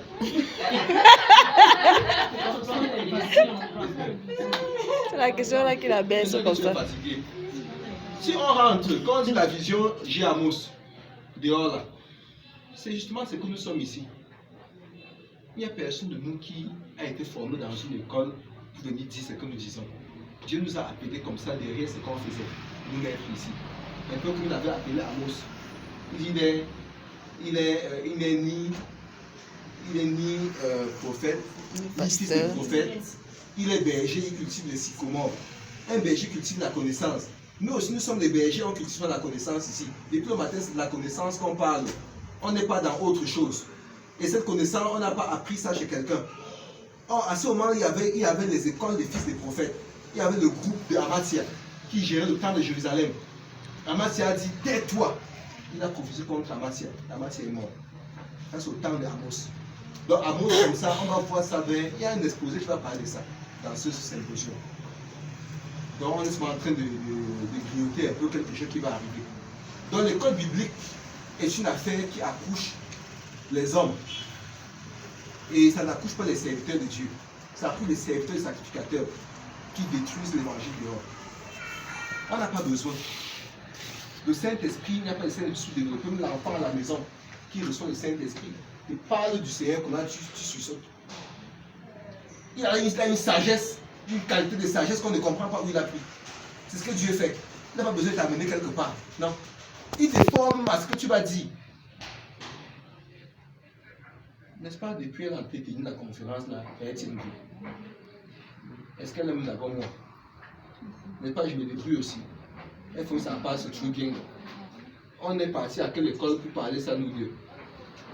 Déjà, la journée, si on a tenu 4 thèmes ensemble, est-ce qu'on a vu un thème qui était en déphasage avec l'autre? C'est ce que le Saint-Esprit fait. C'est ce que ça fait. On est allé au nord. On avait envoyé les thèmes par téléphone. On est arrivé, les gens du nord là parlaient toujours comme ils sont en train de parler là. Ils n'étaient pas hors sujet. Ils ont fait comment pour ne pas être hors sujet. Il y avait une école biblique de Gamos. Or, la parole que Gamos parle, développe, est une parole que chacun qui ici sait que ce n'est pas ça qu'il entend dehors. Ce n'est pas ça, ce n'est pas l'évangile qu'on prêche dehors. Ce n'est pas ça. Attendez que peut-être demain on peut avoir certains d'entre eux ici là. Vous allez voir sur eux comment ils deviennent noirs. Donc la petite, il est qui souvent quand ils les entendent parler. Les gars de saucisses se lèvent comme ça. On dit mange-moi un peu de dollar sinon. Parce que avec des choses qui gâtent son business. Quelqu'un vient à une conférence avec son sponsor pour commencer à prêcher un genre de paroles dans ses oreilles. Donc c'est vous qui faites qu'on me donne pas assez d'argent. Donc les parties où Dieu a dit donner gratuitement, vous avez reçu l'argent. Ça part, on a mis le correcteur là-bas. Quand il lit là-bas, ça s'efface dans sa Bible. Quand pour les temps de ça passe, s'efface. Quand je lui scie les planches, ça s'efface. Jésus avait un métier. Laissez-moi vous dire ça. C'était un charpentier. Aujourd'hui, nous voulons faire le service de l'hôtel, du coup on ne travaille plus. C'est écrit. Et comment c'est que on ne veut pas lire? On peut nous mentir comme on veut. Quand l'un d'eux rencontre quelqu'un qui lit, il est malade. Il est malade. La Bible dit que les chrétiens libérés étaient différents. Et quand tu disais quelque chose, ils cherchent, c'est vrai. Ici, les gens viennent même sans ils n'ont même pas ça nous chez eux. Chaque dimanche, ils portent la nouvelle robe qu'ils ont reçue. Et ils partent s'asseoir à l'église pour qu'on les voit chaudes. C'est un endroit pour faire le monde. Comment on ne va pas mettre les gens dans l'esclavage de cette manière-là? Le prêtre, lui, il lit la Bible lui seul, ou le pasteur lui seul. Et mettez-vous dit ce qu'il y a dedans comme lui veut. Il vous demande de faire et vous faites. Comment est-ce que quelqu'un dit après qu'il ne mérite pas l'enfer là, comment? On va aller entrer tous. On est là pour dire Amen. Et puis le matin, on va entendre Amen ici. La connaissance n'entre pas. On ne peut pas venir faire les Amen ici. Là. On sait où on dit Amen. Chacun va rendre le soir, ça se mettra à genoux devant son hôtel de prière. Il dit Seigneur, ce que j'ai appris aujourd'hui, après la fin, on met Amen. Voilà le Amen qu'on veut. Ce n'est pas le Amen pour nous exciter ici devant. Moi, c'est moi, ça sortir comme vous, il met le Amen. Ce n'est pas ça. Je reçois, tu as reçu quoi? Rien. je reçois, je scelle et je condamne. J'arrache, je conserve, je bloque. On dit que, yes, vas-y ça, vas-y. On dit que, c'est quelle histoire comme ça là? Le folklore. Oui, maman. L'hôtel de prière, on dit qu'on bâtit l'hôtel de prière. Pour avoir l'hôtel de prière chez toi, il faut bâtir l'hôtel de prière. C'est quoi l'hôtel de prière? Ah, tu es d'abord le premier hôtel de prière. C'est toi qui es ton hôtel de prière. L'hôtel de prière est mobile. Ça marche avec toi où tu es. Premièrement, il y a plusieurs. Donc sinon, quand tu es au village, l'heure de prière arrive. Oh, aidez-moi, aidez-moi, tu cours. On dit que c'est quoi la main? Tu cours. On dit que c'est mon hôtel de prière doit arriver avant 15 heures. On bâtit avec l'argent, on bâtit avec. Non, on va y arriver. Voilà, ton hôtel de prière, c'est d'abord toi-même. Je comprends, c'est ce que moi j'ai fait. C'est ce que j'ai compris. C'est d'abord toi-même qui es ton hôtel. Est-ce que tu te bâtis avec l'argent? Non. C'est dans ton cœur donc que tu pries. Quand tu pries, mais est-ce qu'on connaît? Depuis qu'on est ici, vous connaissez combien de fois il y a prié? Je n'ai pas besoin de vous dire. Hein? N'est pas je prie, est-ce qu'on vient voir comme je prie? C'est Dieu qui sait que je prie. Pas on parle là, je parle et je prie. Bon. Maintenant, l'hôtel de prière prophétique, qui est l'ombre des choses à venir. Parce que Dieu a vu que l'homme est trop physique. Hein? C'est un endroit où tu te retrouves très souvent pour parler au Seigneur. Il y a un endroit d'intimité, un peu ton intimité. Quand tu là-bas, tu es à l'aise. C'est toi qui crées ça. Toi, le Seigneur a dit que ce qui sera lié sur la terre sera lié au ciel. Donc tu as lié l'endroit comme étant le lieu où tu te retrouves sans parler à Dieu toi-même. Ça peut être dans ton lit quand tu es bien couché. Puisque la position aussi que j'aime très douce là, c'est mon hôtel de prière. C'est ça sur l'hôtel de prière. Tu as pas la cuisine où tu tournes sur le couscous. Le plus gros hôtel de prière que les gens ont, ils ne connaissent même pas. C'est les 3 cailloux du feu. Où elle prépare là. Là-bas qu'il y a l'hôtel de prière. Il maman déclare les choses là-bas sur toi. Nous, le mariage, tu ne vas jamais voir. Ça, je peux dribbler comme ça, là, tourner comme ça, repartir, dribbler, passer. Parce qu'elle parlait, les 3 pierres sont témoins. Ils ont entendu. La cendre qui chauffait a reçu. Ma fille ici, là. Ma fille ici, surtout les mères de la maison d'adoption mélangées avec les épouses du père. Bon, Macabo qu'elle avait mangé depuis qu'elle est en ville, elle ne m'a rien envoyé. Le caillou reçoit, le feu reçoit, le bois reçoit, tout ça. C'est au livre de Joël. Hein? Qu'est-ce qu'il y avait exaucé là? Et le mout a exaucé quoi? Qui a exaucé le vin et puis les tours, ils ont exaucé Josrel. On va lire ça peut-être dans ce symposium. C'est dit, il y a des éléments de la nature qui reçoivent ce que nous bavardons. Maintenant, voilà l'hôtel qui existe dans les maisons, les gens ne connaissent pas. Après, ils disent qu'ils ont été bâtis, l'autre dans la chambre. C'est où tu passes ton temps et tu médites, tu parles beaucoup là.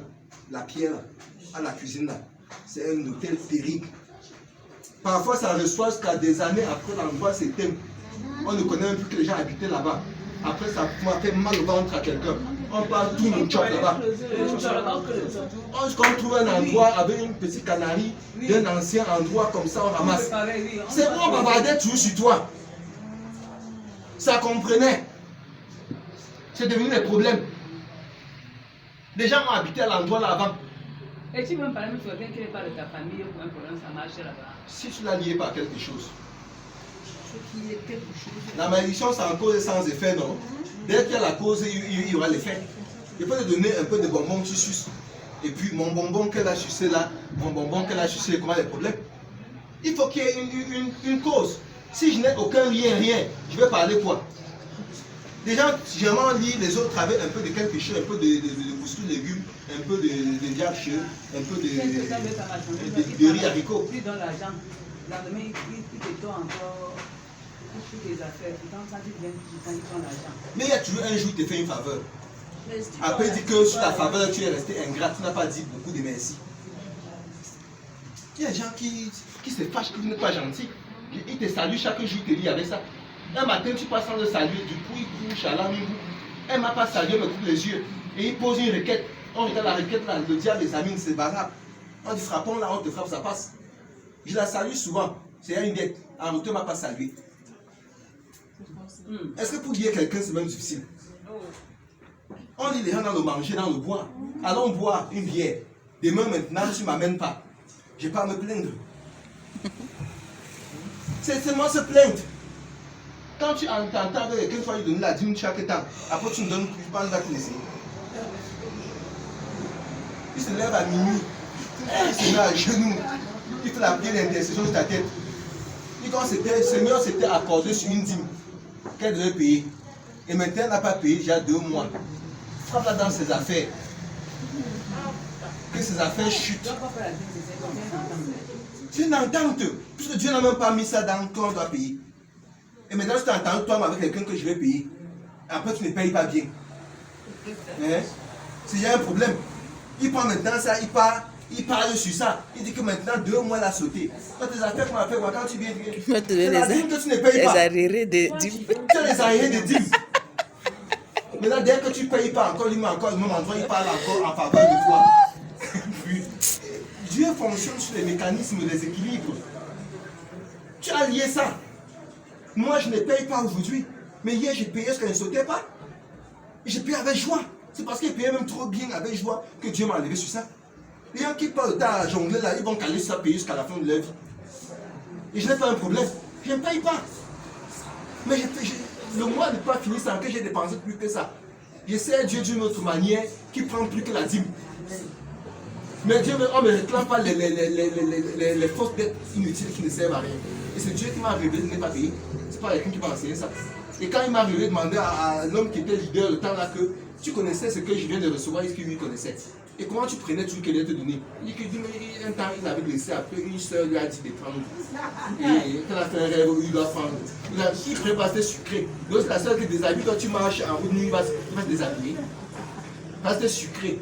Quand une soeur a une révélation qui est sucrée, on applique. C'est une révélation que le pasteur va dépendre sur ça. Si tu t'es accordé avec lui pour payer, tu ne payes pas, ça ne va pas marcher. Parce que celui qui va payer, ça ne marche pas. Il va faire le Balaam sur ta vie. La sorcellerie. Balaam, vrai. Il va fonctionner comme Balaam. Il va te maudire avec même tout un troupeau de bœufs. Il va sacrifier pour toi. Parce que tu es accordé. J'ai bloqué un pasteur dans mon WhatsApp, bien bloqué parce qu'il commençait à m'envoyer les paroles de malédiction. J'ai pris à Dieu de m'enlever dans son cœur. Quand il reste, il parle même plus à moi. Il commençait. Soit il m'envoie des visions qui sont fausses. Avant qu'il m'envoie la vision, j'ai déjà la contre-vision de ce qu'il va m'envoyer. Je me lève qu'il a reçu quelque chose. Il m'appelle pour la chose contraire. Je dis ok, mettons Dieu à l'épreuve. Après, ça se passe comme moi j'ai vu. Il va comprendre que le fait qu'il ne reçoit pas assez d'argent de moi fait qu'il me dit ce qui n'existait pas. Pour manipuler. Je l'ai bloqué moi-même. On peut bloquer quelqu'un pour son bien. Quand il ne veut pas qu'il continue, quand Dieu va le frapper. Tu continues à faire ça, tu ne peux pas entrer dans la vie d'un serviteur de Dieu pour commencer à le traumatiser comme ça. Dieu va te toucher. Parce que je l'aime, je l'ai bloqué pour qu'il ne fasse plus ça. Ils comprennent que dans ce que j'ai reçu là, je suis conscient et confiant de ce que j'ai reçu. Je ne suis pas prêt à jouer avec. Je ne te permets plus de me parler des choses tordues. Arrête-toi d'abord comme ça. Mais moi, je t'aime toujours. Mais ne me prophétise plus. C'est clair. Même l'argent pour te bâtir, les endroits où tu t'accordes pour bâtir, c'est comme tu as donné. Moi, je ne m'accorde pas avec ça, je ne donne pas. C'est quand tu dis, venons bâtir lequel tu viens, tu bâtis avec lui. Après, tu as dit que demain, tu vas lui envoyer 100 000. Demain, tu n'envoies pas les 100 000. Lui-même va partir encore, prier pour que tu aies les problèmes. Et le diable qui n'attendait que cette accusation va exécuter. Et Dieu va laisser l'exécution pour que ça te touche et que tu te convertisses vrai. Parce que ce que tu faisais n'était pas la conversion. Tu étais dans une boucherie tordue, énervante. Quand tu vas te avec un pasteur, tu as fini de l'argent. Parfois, c'est l'accord là, c'est une alliance. Nous servons le Dieu des alliances. Et je m'en vais faire l'alliance avec eux pour bâtir les hôtels. En mettant l'argent dedans. Est-ce qu'on va me prier qu'on va me prendre quelque chose? Si la prière était gratuite, toujours gratuite, je ne cherche pas moi seulement qu'on me donne les choses de prière. Parce que les prières vraies, ne rien prendre. Donc quand quelqu'un reste, il ne m'appelle même pas pour un truc comme ça, j'ai la vie sauf. Je suis free. J'aime mes choses. Dès qu'on t'a dit que frère, prions pour telle chose, tu vas prier. Je ne vais pas prier et lui dire que j'ai reçu que tu vas m'envoyer un chèque. Si je manque, je perds ma part. Je ne peux pas faire ça. Mais les gens le font. Il te dit pour la prière qu'on va faire le mois prochain là, tu apprends un canard avec une poule blanche. Tu sais que j'ai mangé ça entier avec les ongles, les plumes, les ongles, le bec. Tu vas venir me donner ça.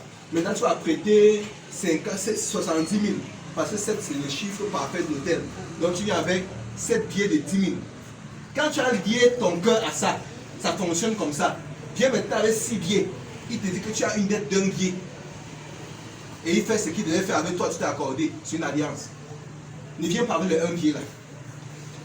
Plus vous n'êtes pas fait une affaire de Dieu. Vous avez fait une affaire d'un camsier dans l'âme pour à Dieu. C'est un accord, c'est une alliance. L'alliance va fonctionner, tu vas le connaître. Viens même.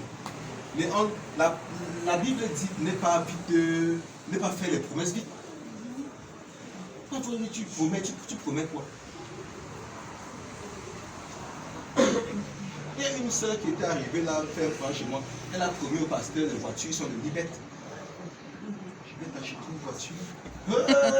Maintenant elle qui prêchait, nous on s'asseyait. Quand le pasteur se mettait à genoux. On l'écoutait. On l'appelait prophétesse. Elle me priait sur le pasteur. Pour que la voiture vienne. Maintenant, si elle ne donne pas la voiture, elle aura des problèmes. Il va pas... Non, si le pasteur est simple, il n'y aura aucun problème. Mais il ne sera jamais simple. Il va réclamer ça dans la nuit, dans le jour, sur le soleil. On est venu se placer ici pour faire une réclamation sur moi. Que je prends le ciel à témoin. C'était là. Le soleil, ici. le soleil. Le soleil à témoin. Il était midi. Pour me maudire. On est Parce sorti, que on était dans là. son église là-bas devant, je ne venais pas. Que je t'ai reçu et tu me fuis. On l'appelait Bobby Rasta, un truc comme ça là. Ici, il me maudissait sur le soleil. Hein? On était là, on est J'étais sorti. ici au On balcon. était là, on est sorti. On Elle est était resté même au ici balcon. le jour là. Le jour là, oui. Parce qu'il est venu comme ça, prophétiser sur moi. Il est venu son chinga. Après, je ne venais pas. Il dit que je te reçois et tu fuis, tu pars ailleurs. Je prends le soleil. Prends le soleil à témoin. Il a parlé. Tout le monde ici était scandalisé. Il a dit quoi? Je suis aussi parti chez ma part des personnes et passées à l'endroit là. On a encore prié là-bas. On a aussi prié là-bas, on a aussi quitté. Il est venu faire l'accident de moto à l'endroit là. Juste une heure ou 2 heures après. Oui, le même jour. Quand il s'est levé, il a confirmé que Power passe Power. Le même jour, il a fait l'accident avec la moto. Il m'a laissé tranquille. En lui-même, quand il venait profiter, il avait dit que ce que j'ai dépasse sa part. J'écoutais avec mes oreilles. Il me dit ça à la prison. Il vient, il prie pour les gens. Il les verse, les gens tombent comme les cancres là qu'on a mis le Rambo dans la maison. Ils font comme ça, comme ça, comme ça. Il arrive sur moi, il voit l'enfant avec l'onction. Je n'ai rien aujourd'hui. J'avais ça là-bas. J'étais, Dieu m'aimait. Peut-être même plus qu'aujourd'hui. Ce n'est plus la quantité là. C'était un genre. C'était peut-être, ça fait plus donc je ne vois plus.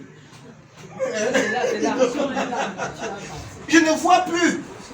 C'était, je me plaçais comme je parle là, toute la veste se mouille. Tout ça, ça vient tremper. Comme j'ouvrais la bouche, ça dépassait ça. Ou bien c'était encore les exercices pour arriver ici. Peut-être. Mais les effets de ça, je ne vois pas. Le niveau de concentration était plus que ce qu'on fait là. Mes genoux, je priais, les genoux devenaient noirs. Est-ce que maintenant je prie plus la genre de prière là? Tu mets à genoux comme ça, tu pries, tes genoux noircissent. Vous passez même tout le temps pour ça. Je faisais quoi à pas prier? On partait où? Peut-être qu'un mur comme ça, on était sur rien que dedans, on voit le ciel et la terre. Et puis un peu là-bas, on voit le mur partout, le mur. On restait sur place. C'était la dimension. Si on entre en retraite, il va ressortir comme ça. Il ne peut pas raconter le mensonge. Quand il m'a vu, les imageries qu'il faisait ne peut pas me faire ça. La mère, si elle était là. Elle, tu étais dans toutes les étapes là. Elle était là. C'est elle qui les a pu m'amener. Il a dit, je vais faire comment pour le gars-ci. Parce que ça n'en donnait pas. Il m'a dit, tends ta main. J'ai tendu la main, il a mis l'eau dans ma main, là, il lave ta face avec. j'ai lavé pour réduire l'onction. Après, je me rends compte que quand on me libère, je suis dehors. Je pars chez lui là, il me touche. Donc, c'est qu'il ne me touchait pas, me touchait à comment? J'ai marché en réfléchissant, il a fait comment pour me toucher. C'est longtemps quand le Seigneur m'enseigne bien que je me rends compte comment j'avais réduit une partie pour permettre maintenant que son nom de saleté là, il m'a donné sa membre de l'arme à face avec. L'enfant brillait, il a donné que l'arme ta face avec. Il a mis versé dans ma main, il ne peut pas mettre ça sur moi. J'ai pris l'arme à face pour réduire. Après, il me touche. Il a fait comment me toucher. Il a fait comment me toucher jusqu'à il me dit les prophéties qu'il doit faire. Vous comprenez donc que c'est les alliances. Il fallait une porte pour qu'il passe. Ça, la porte, il ne peut pas passer. Il devait parler comme le marabout qui avait dit qu'il ne peut rien me faire. Il ne peut rien faire sur moi. Il m'a donné l'eau que lave. Je me suis sali moi-même avec l'eau. Et maintenant, l'eau là a travaillé. Et quand j'arrive, il va me toucher. Mais après, le Seigneur me récupère toujours pour m'arranger. Il dit que ne te laisse pas dans les mains des brigands comme ça. Là. Non, c'est clair. C'est lui qui vient là-bas me maudit parce que je ne viens plus. Et il est tout à fait l'église là. Je ne sais même pas où il est aujourd'hui. Moi, je n'ai plus de lien avec ces gens-là. Quand ils quittent l'endroit, je suis parti, vrai. On ne me voit même plus passer à côté. Je pars. Je ne pars pas pour revenir encore guetter. Je pars. Parce que je ne pars pas moi-même. Je pars quand le Seigneur me demande de partir. Je ne marche pas en regrettant. C'est sûr qu'il y avait le monde. Mais les gens, tous les menuisiers là, regardaient. Puisqu'il a appelé par mon nom.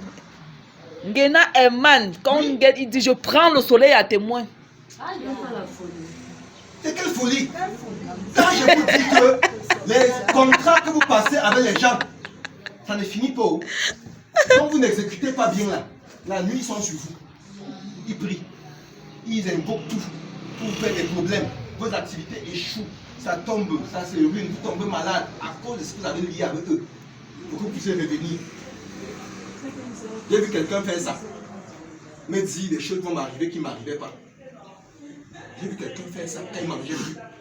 J'ai dit que non, je ne veux plus donner le souci à toi. Parce que Dieu m'a payé de lui.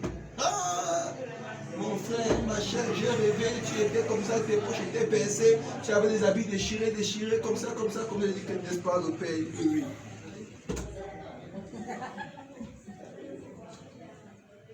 Si quelqu'un rêve que tu as des habits déchirés, Dieu t'habille bien. Il y a le problème. Continue à rêver. Ça va finir dans la même. Moi, j'avais une question. Demandez à sagesse de laisser là après. L'école ne va pas. Les papas ne vont pas avec son relais papa. Bon, ma préoccupation, c'est par rapport à aller et restant. Parce qu'on a dit que les disciples étaient tous ensemble dans le temple. Dans le même lieu. Ils fréquentaient assidûment le temple. Ils étaient comme ça dans le temple, dans le même lieu au temple. Mais ce qui est surprenant, c'est que la Bible dit que et Dieu ajoutait chaque jour ce qui était sauvé. Bon, qui prêchait dans ceux-là qui étaient sauvés? Parce que moi, je ne sais pas. Peut-être. Bon, c'est dès que ceci là passe à force. On a eu une sur Étienne. Vous dites qu'Étienne était le chef de l'église. Oui, non, c'est le chef de l'église, mais qu'il avait des ennemis à tout. Mais, quand Étienne meurt, il lève les yeux, la Bible lève les yeux, il voit Jésus debout. C'est normal. Quand on désobéit et tu vois Jésus. Moïse est mort comment? Moïse est mort. Vous voulez fabriquer la Bible? Moïse n'est même pas mort comme on meurt. Dieu est parti avec Moïse. Avec son bon serviteur Moïse. Et c'était une sanction? On n'avait pas enterré. Non. Et c'était une sanction. Dieu a juste raccourci sa vie et l'empêcher d'accomplir la mission. Et parti avec lui. À dire que Dieu l'a. Est-ce qu'il est mort? Dieu est parti avec Moïse. Dieu a enlevé Moïse. Parce que tu peux quand la famille l'a voulu enterrer. Oui, jusqu'aujourd'hui. Donc il est parti avec lui comme ça là. Dieu l'a enterré lui-même dans la plaine de Moab, qui est une plaine de la désobéissance toujours. On parle de Moïse. il le gère. Il prend Aaron, il l'amène à la montagne. Vous attendez en bas, Aaron ne revient plus. On va appeler son fils qui regarde les habits d'Aaron sur lui. Le grand Aaron, Dieu le gère. C'est Étienne qui ne va pas voir le ciel ouvert. Dieu demande la gloire. Il voit.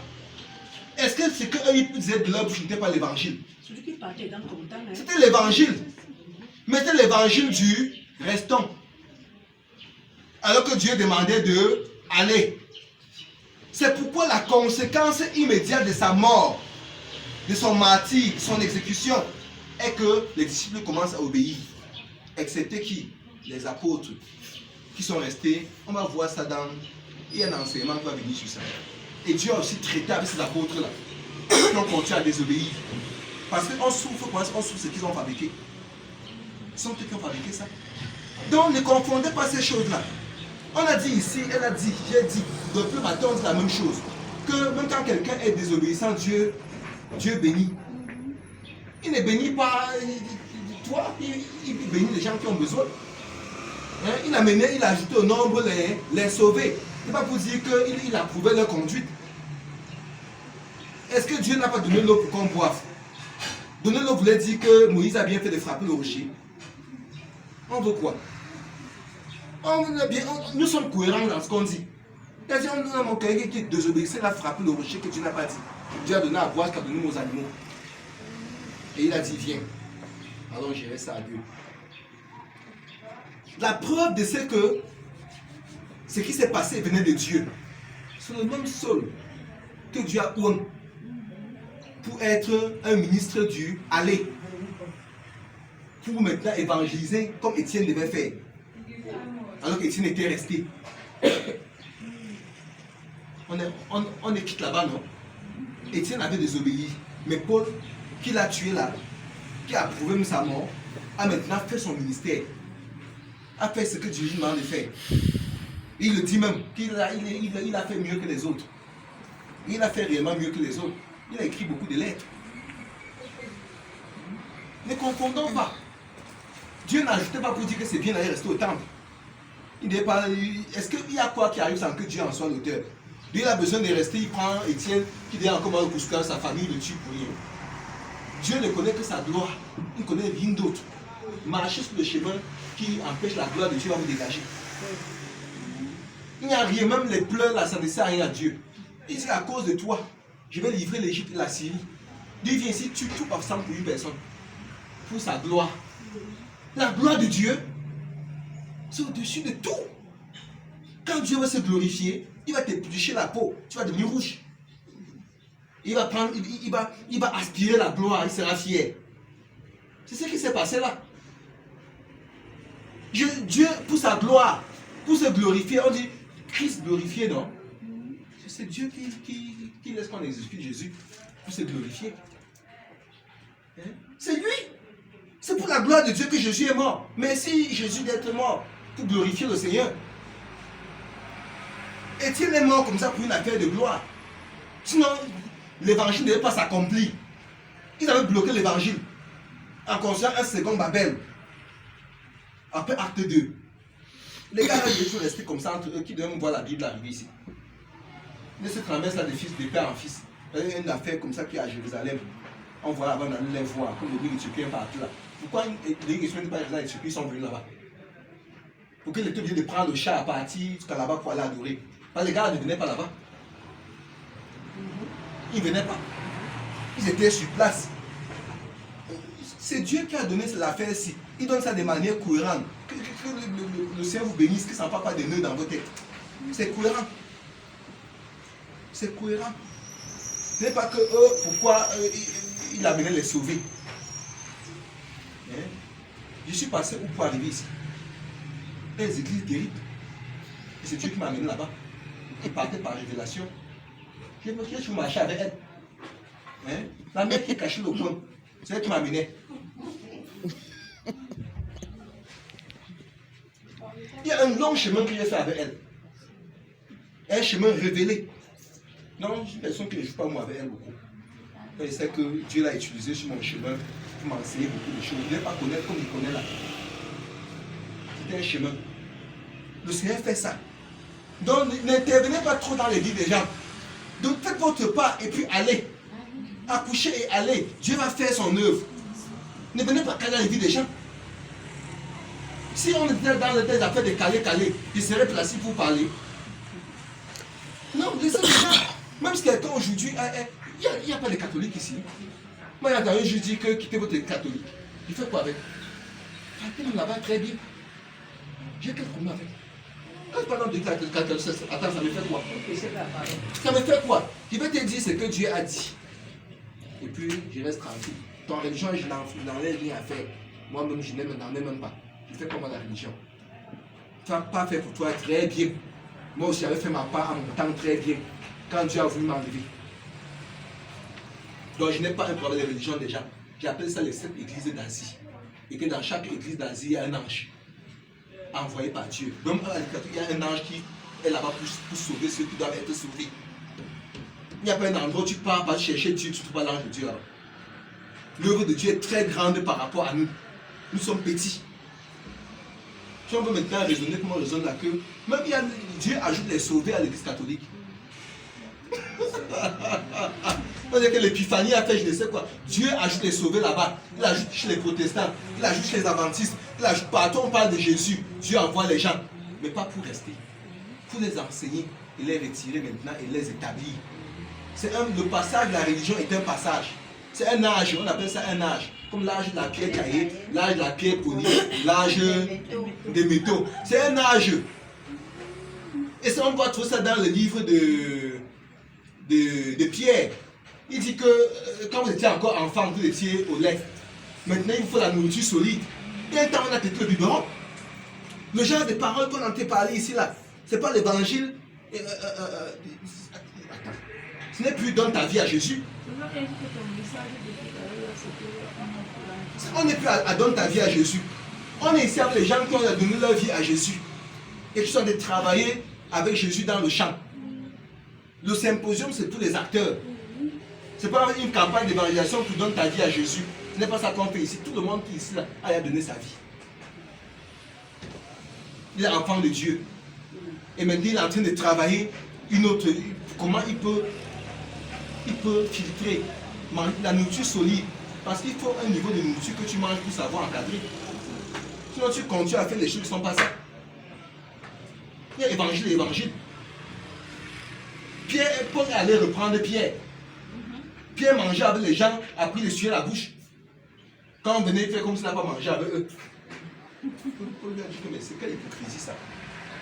Tu te caches, tu manges avec les gens qui sont ainsi comme ci. Maintenant quand on vient, tu arranges ta bouche pour dire que ce n'est plus ça. Ils sont d'abord un peu choqués. Sur le niveau d'évangélisation. Ça ne finit pas sur une école. Demain, l'école, s'il va encore changer, quelqu'un va venir avec notre main plus grande, nous enseigner aussi, on va monter encore avec lui. On n'a pas la parole ici, là. Elle est immense. Elle n'a pas de fin. On a seulement une petite portion qu'on épluche maintenant. On peut éplucher et croire que c'est la dose complète.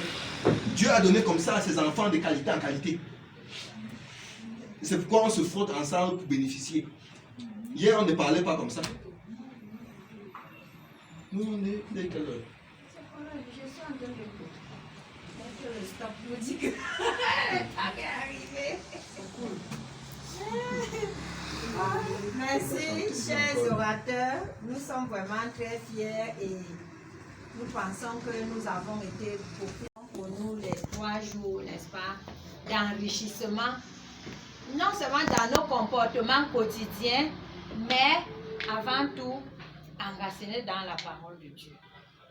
C'est pour ça que je voudrais encourager les uns et les autres, n'est-ce pas, d'être encore là demain, dès 9h, pour le programme de demain. Invitez quelqu'un, si c'est possible, parce que ce que nous recevons ici, c'est pour la vie. C'est pour la vie. C'est pour nos familles, c'est pour notre entourage et c'est pour la nation. Donc, invitons autant que faire ce peu. Alors, nous avons fini et nous allons également nous lever pour exécuter le refrain de l'hymne national. clôturer la journée d'aujourd'hui. Ensemble, on ne chante plus le refrain. On chante toujours tout. Ok. Et On va donc exécuter entièrement. donc, à l'école, on nous a même dit que maintenant, si on chante en français entièrement, on reprend le refrain en anglais. Si on chante en anglais, on reprend le refrain en français. Oui, mais pour aujourd'hui, on va chanter tout en français. Demain, on va voir le si c'est possible. C'est au cas où c'est possible. Cameroun, 3, chant. Au Cameroun, berceau de nos ancêtres, Va debout et jaloux de ta liberté. Comme un soleil, ton drapeau fier doit être un symbole ardent de foi et d'unité. Que tous tes enfants du nord au sud, de l'est à l'ouest, soient tout amour, de servir que ce soit leur seul but, pour remplir leur devoir toujours. Chère patrie, t'es chérie, tu es notre seul et vrai bonheur, notre joie et notre vie, à toi l'amour et le grand honneur.